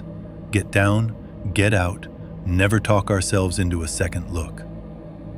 The staircase descent felt exposed in a way climbing hadn't. Every landing seemed like a place something could be waiting below. We got maybe 2/3 of the way down before Nolan stopped so suddenly I nearly walked into him. He was staring. An entire flight of stairs was gone. Not one tread, not a broken corner. The whole section between one landing and the next had been removed cleanly, leaving open space and 4 jagged bolt stubs. I felt sick so fast I had to grip the rail. The sounds in the night, the strikes, the grinding. Someone or something had been taking the tower apart while we sat above it. Nolan said, "No." Not loud, not disbelief, more like a child speaking to a nightmare. We looked down to the dirt below, expecting the missing steel section to be lying there. It wasn't. Nothing was. We were trapped until we jumped it. It wasn't a giant gap, maybe 5 feet across and 6 or 7 down to the next landing. Manageable on fresh legs in daylight. A terrible idea after no sleep on wet, rusted steel. I went first because Nolan had started shaking. I tossed my pack, grabbed the side rail, stepped onto the last intact tread, and jumped. My boots slammed metal and slid, but I held on. The landing screamed beneath me. I turned to spot Nolan. He tossed his pack. It landed, bounced once, and skidded toward the open side. I grabbed it just before it went over. Nolan crouched to jump, and something hit the underside of the landing he was standing on. A booming clang. Metal jumped under his feet. He yelled and almost went over backward.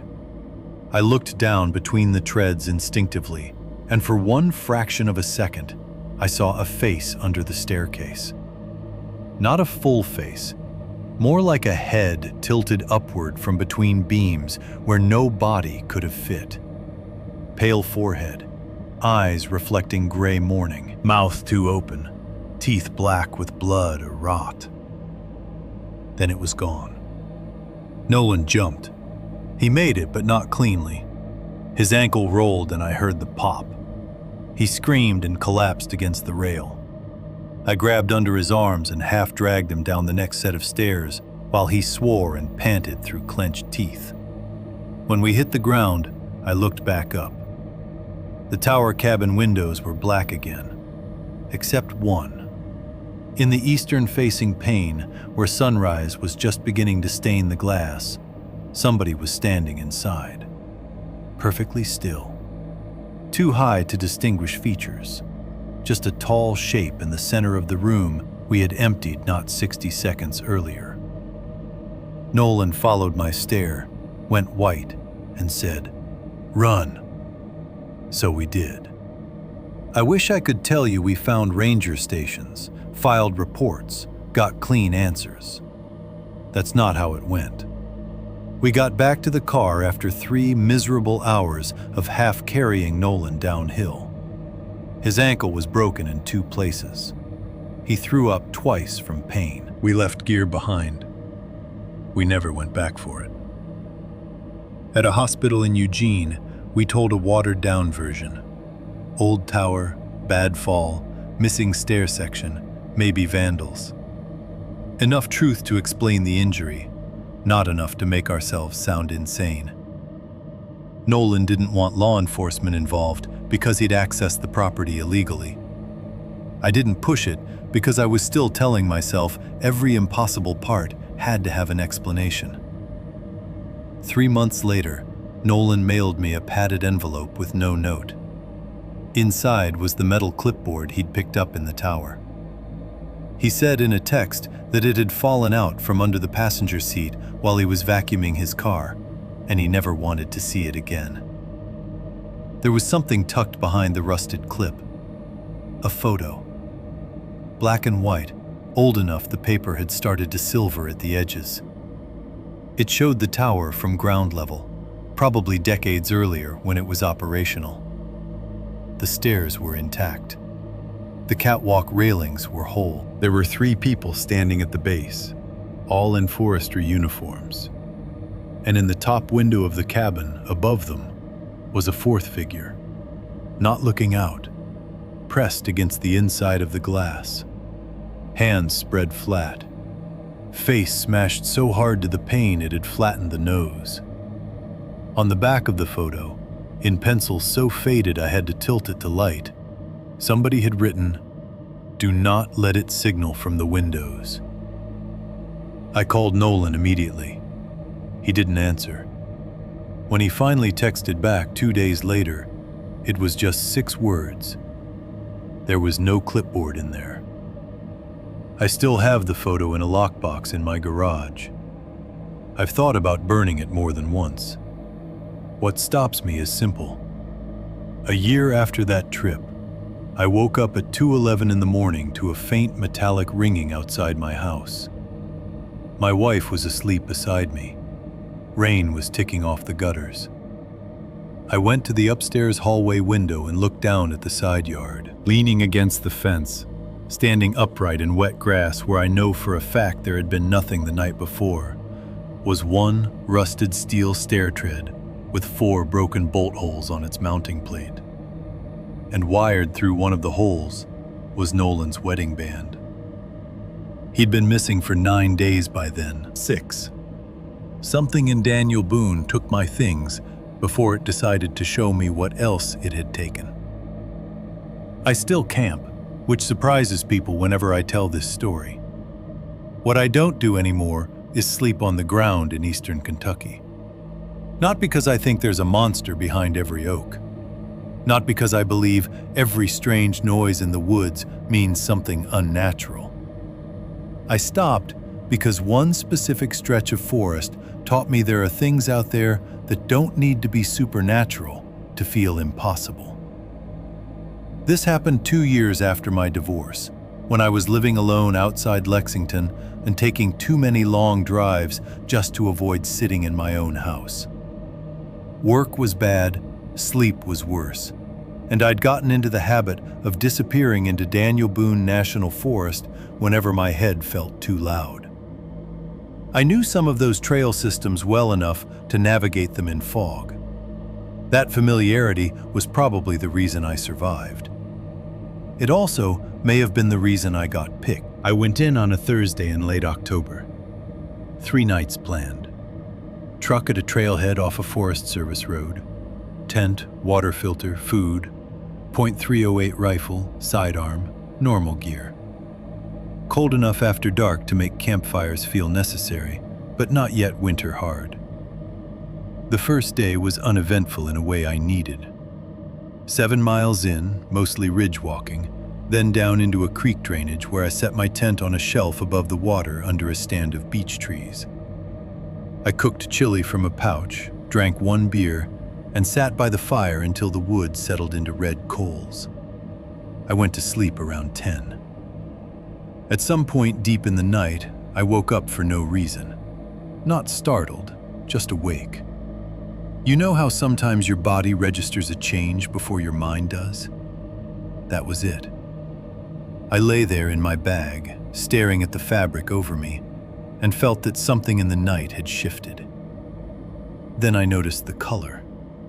A low orange glow was moving through the tent wall. I unzipped the flap and looked out. Through the trees, maybe 200 yards off, there was a fire. Small, campfire size. Shielded by terrain enough that I could only see the flicker and occasional tongue of flame. I listened for voices, laughter, clatter of gear. Nothing. The longer I watched, the less I liked it. Not because another camper was nearby, but because the firelight seemed wrong somehow. Too consistent, too steady between flickers, like it wasn't reflecting off anything around it. Just burning in its own little pocket of dark. After about 5 minutes, I convinced myself I was being dramatic. Somebody else had found a site off trail. That was all. I zipped the tent shut and eventually drifted back off. In the morning, I went looking for it. Call it curiosity. Call it ego. I liked knowing who else was in my woods. I found the clearing I was sure I'd been looking at from camp. Distance, angle, slope, all matched. But there was no fire ring, no ash, no scorched leaves, no boot prints, no food wrappers, no cut branches. The ground was so undisturbed, it looked like no human being had entered that opening in months. I stood there a long time with the morning cold in my nose, and that first little thread of unease winding up inside me. Then I moved on. That was mistake number 1. By late afternoon, I'd climbed out of the creek bottom and into older forest where the trunks rose straight and tall and the understory thinned into long, dark sightlines between trees. It was beautiful country. Quiet in a way that can either calm you or put your nerves on edge, depending on what kind of thoughts you brought in with you. I found a decent campsite on a ridge saddle and set up early. No fire that night. I didn't feel like it. I ate cold trail food, listened to squirrels rustling in leaves, and got into the tent a little after 9. Sometime well after midnight, a sound ripped me out of sleep. It was so loud and violent that for a second I thought a vehicle had crashed through the woods. A massive cracking, splintering, groaning rupture, followed by a ground-thumping impact that I felt in my ribs. Tree fall. A big one. I sat up instantly. There was no storm, barely any wind. The air outside the tent was dead still, and yet somewhere in the dark, a tree had just come down hard enough to shake the ground. I lay there, listening, heart pounding. Nothing. Then, maybe 10 minutes later, it happened again. Different direction. Closer. Longer. This one sounded less like a trunk naturally giving way and more like something being torn apart under strain. The cracking went on and on before the final crash hit. Needles drifted down onto my tent roof afterward from whatever canopy had shuddered. Now I was scared. Not panic-stricken, not yet, but scared in the specific way you get when the woods stop behaving like woods and start behaving like a stage where something else has entered. I picked up my rifle and clicked around into the chamber as quietly as I could. That was when the third sound started. Not a crash. A voice. At least that's what my brain called it first. It came from downslope, and it was low. Too low. So low I felt it more than heard it. A drawn-out, vibrating groan that rose and fell, but never quite broke into anything as recognizable as an animal call. It sounded like a man trying to moan with his mouth full of mud. It lasted for nearly a full minute. I've heard bobcats, bears, coyotes, elk. I've heard foxes scream like women. This wasn't any of them. The sound faded without cutting off, like whatever was making it had turned its head and moved away while still doing it. I did not sleep again. At first light, I packed fast. Then, because fear and pride make a stupid combination, I decided to inspect the site of the second fall before leaving. I wanted proof it had happened. Something solid to pin the night on. I found the tree after about 10 minutes of walking through broken brush. It was enormous. Oak, maybe. The trunk lay across the slope, with branches caved into saplings below it. Fresh, pale wood glowed where it had come apart, and it had not fallen naturally. Even now, I can only describe the damage by saying it looked chewed. Not literally tooth-marked in a neat way. It looked worked over, torn open. Long gouges ran through the fracture and down the trunk, some deep enough to sink the length of my finger into. Great strips of bark had been peeled away in wet curls. Fibers of wood hung loose like torn tendon. The base was shredded in multiple directions, as if different forces had yanked and worried it until the thing finally gave. I circled it in disbelief. Beavers don't do that to standing timber that size. Wind doesn't leave parallel gouges and peeled strips. Human tools would have left cleaner work or obvious cuts. And then I saw my blue bandana. It was lying on the ground near one of the lower branches. Beside it was a carabiner from my pack. Both mine. I know because the bandana had a dark bleach spot near one corner from cleaning a battery terminal years earlier. And the carabiner was stamped with my initials from a gear swap at work. My stomach dropped. I dumped my pack right there and started checking pockets. The bandana was gone from the side pouch where I kept it. The carabiner was missing from the accessory loop on my shoulder strap. Something had taken them while I slept. I snatched them off the ground, and that was when I noticed there was something under the bandana. A small bundle of twigs tied with fishing line. At first, I thought it was some backwoods charm or hunter prank. Then I saw what had been lashed into the center of the twigs. A human tooth. Not old, not brown and fossil-looking. White. Fresh enough, there was still a thread of pink tissue at the root. I dropped the whole thing so hard it bounced. Every hair on my arms came up at once. I backed away from the tree and looked around the woods. Nothing moved. No branches swayed. No bird called. The silence was complete enough to feel manufactured. Then I heard 3 knocks behind me. I spun so fast I nearly fell. The sound had come from the other side of the fallen trunk. 3 evenly spaced impacts, wood on wood. I raised the rifle and took 2 steps backward. Nothing showed itself. I kept backing away until my heel caught a root and I stumbled. My hand went down into leaves and came back wet. Blood.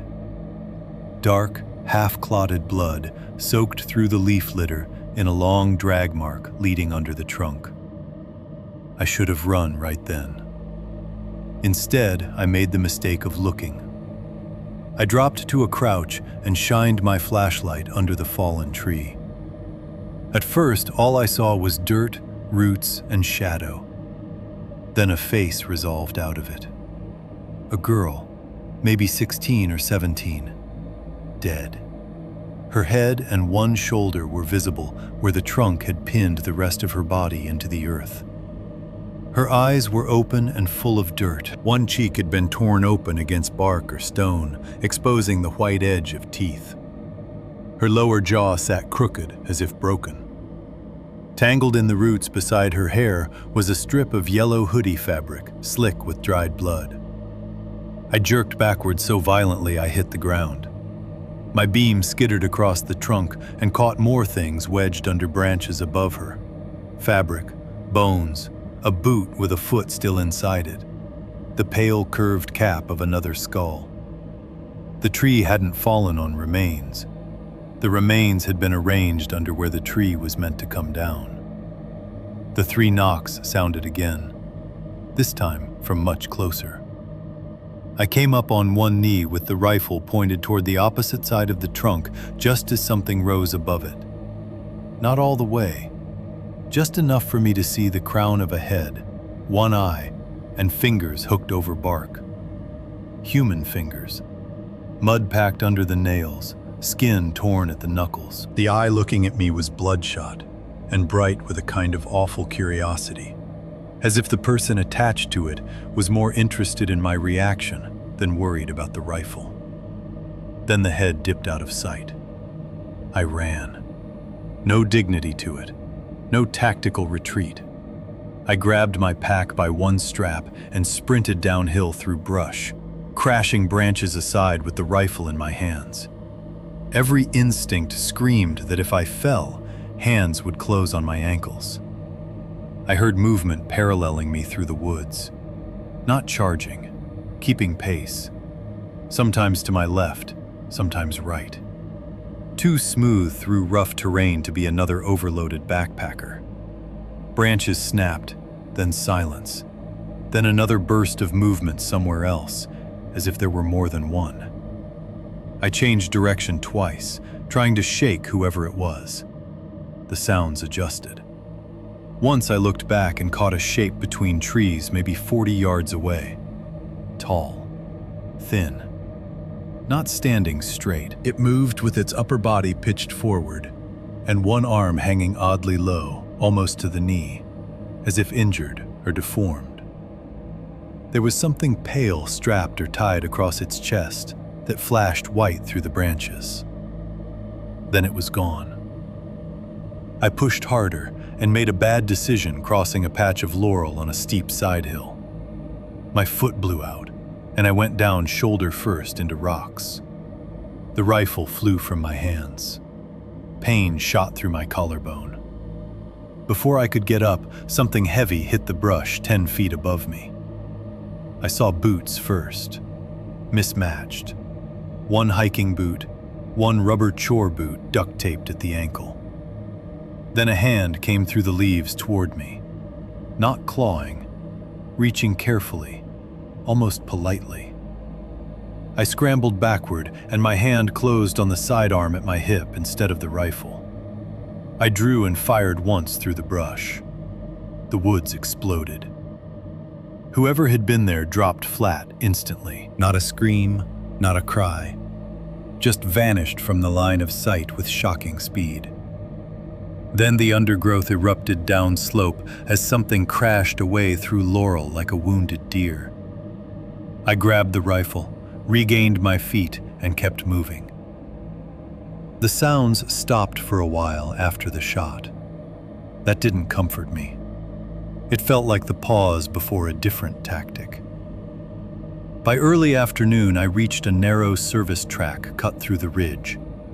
I followed it, half jogging, until it joined the forest road back toward the trailhead. My truck came into view around a bend like a hallucination. I got in, locked the doors, and only then realized my hands were painted with blood that wasn't all mine. I drove 30 miles before I called the county sheriff. They did not take the call the way I hoped. Missing person remains under a fallen tree. Possible suspect in the woods. Shots fired. Those are not the kind of words that get shrugged off. But it was still clear from the dispatcher's tone that she had decided early I was either exaggerating or unstable. Deputies met me at a gas station. I gave a statement. They looked at the scrape on my shoulder, my filthy clothes, the blood, the rifle case in the back seat, and asked a lot of practical questions in calm voices. Search teams went in that evening and the next morning. They found the tree. They found remains, plural. More than one set, all in different stages of decomposition. The body I'd seen first belonged to a 17-year-old girl from Tennessee who'd been missing for almost 9 months. The yellow hoodie was in her file. There were others too, bits of them, enough for separate cases. Not all identified.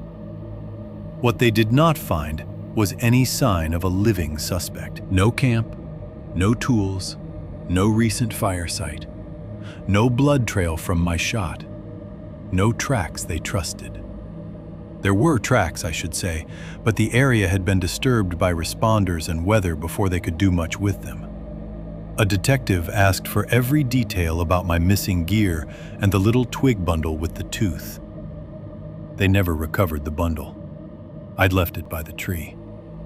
By the time teams processed the scene, it was gone. That part bothered the detective more than he admitted. The official theory ended up being some kind of lone transient killer or mentally ill squatter operating in the backcountry and using tree fall staging to hide bodies. They asked if the person I saw could have been female, male, old, young, hurt, tall, short. I told them the truth. I had no idea. The woods had shown me pieces, and my own fear had assembled the rest badly. That should have been the end of it. It wasn't. About 6 weeks later, I was back in Lexington, sleeping poorly, drinking too much, Jumping at the furnace kicking on. Every little house noise after midnight made my pulse spike. One rainy night, I heard 3 knocks. Not at the front door, at the back slider facing the yard. 3 evenly spaced taps. Glass, not wood. I stood at the end of my hallway with the pistol in my hand and every light in the house off, staring at the dark rectangle of the kitchen where the slider waited. Another 3 knocks.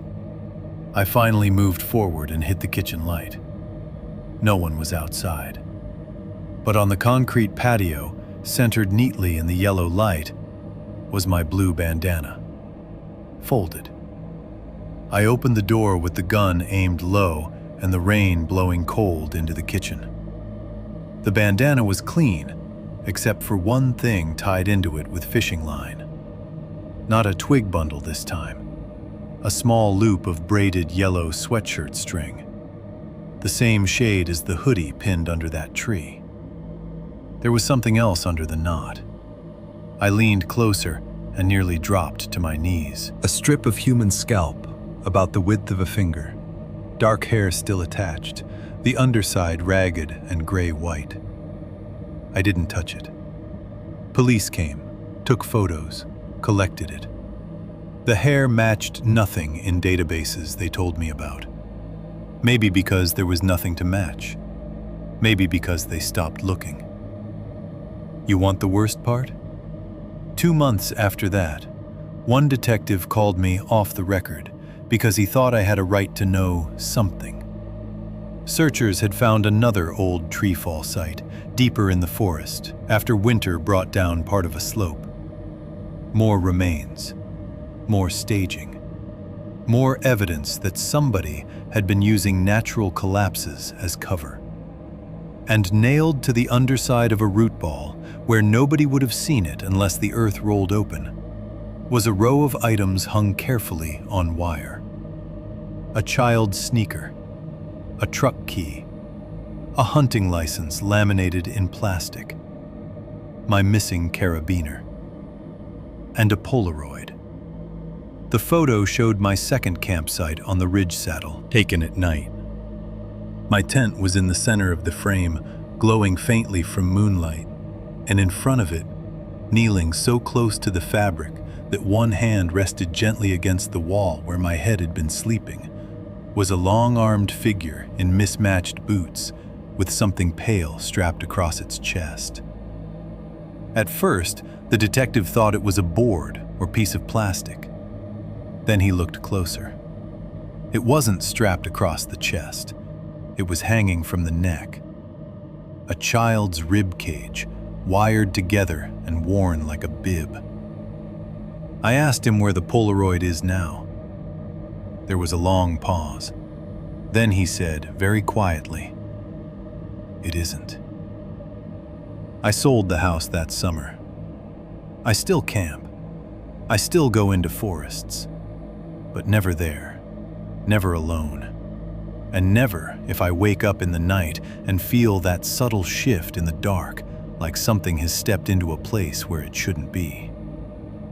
Because some killers hide bodies, and some build habits. And if what was in those Kentucky woods is still alive, then it learned mine well enough to stand outside my home, in rain, after midnight, and knock exactly the same way it knocked on a dead tree before showing me what else it had taken. If you want, mình có thể viết tiếp cho bạn 3 câu nữa cùng đúng phong cách này nhưng còn đen tối và ám ảnh hơn. Hoặc mình có thể tách từng chuyện thành bản tối ưu cho voice over YouTube với nhịp kể, điểm ngắt và hook giữ retention tốt hơn.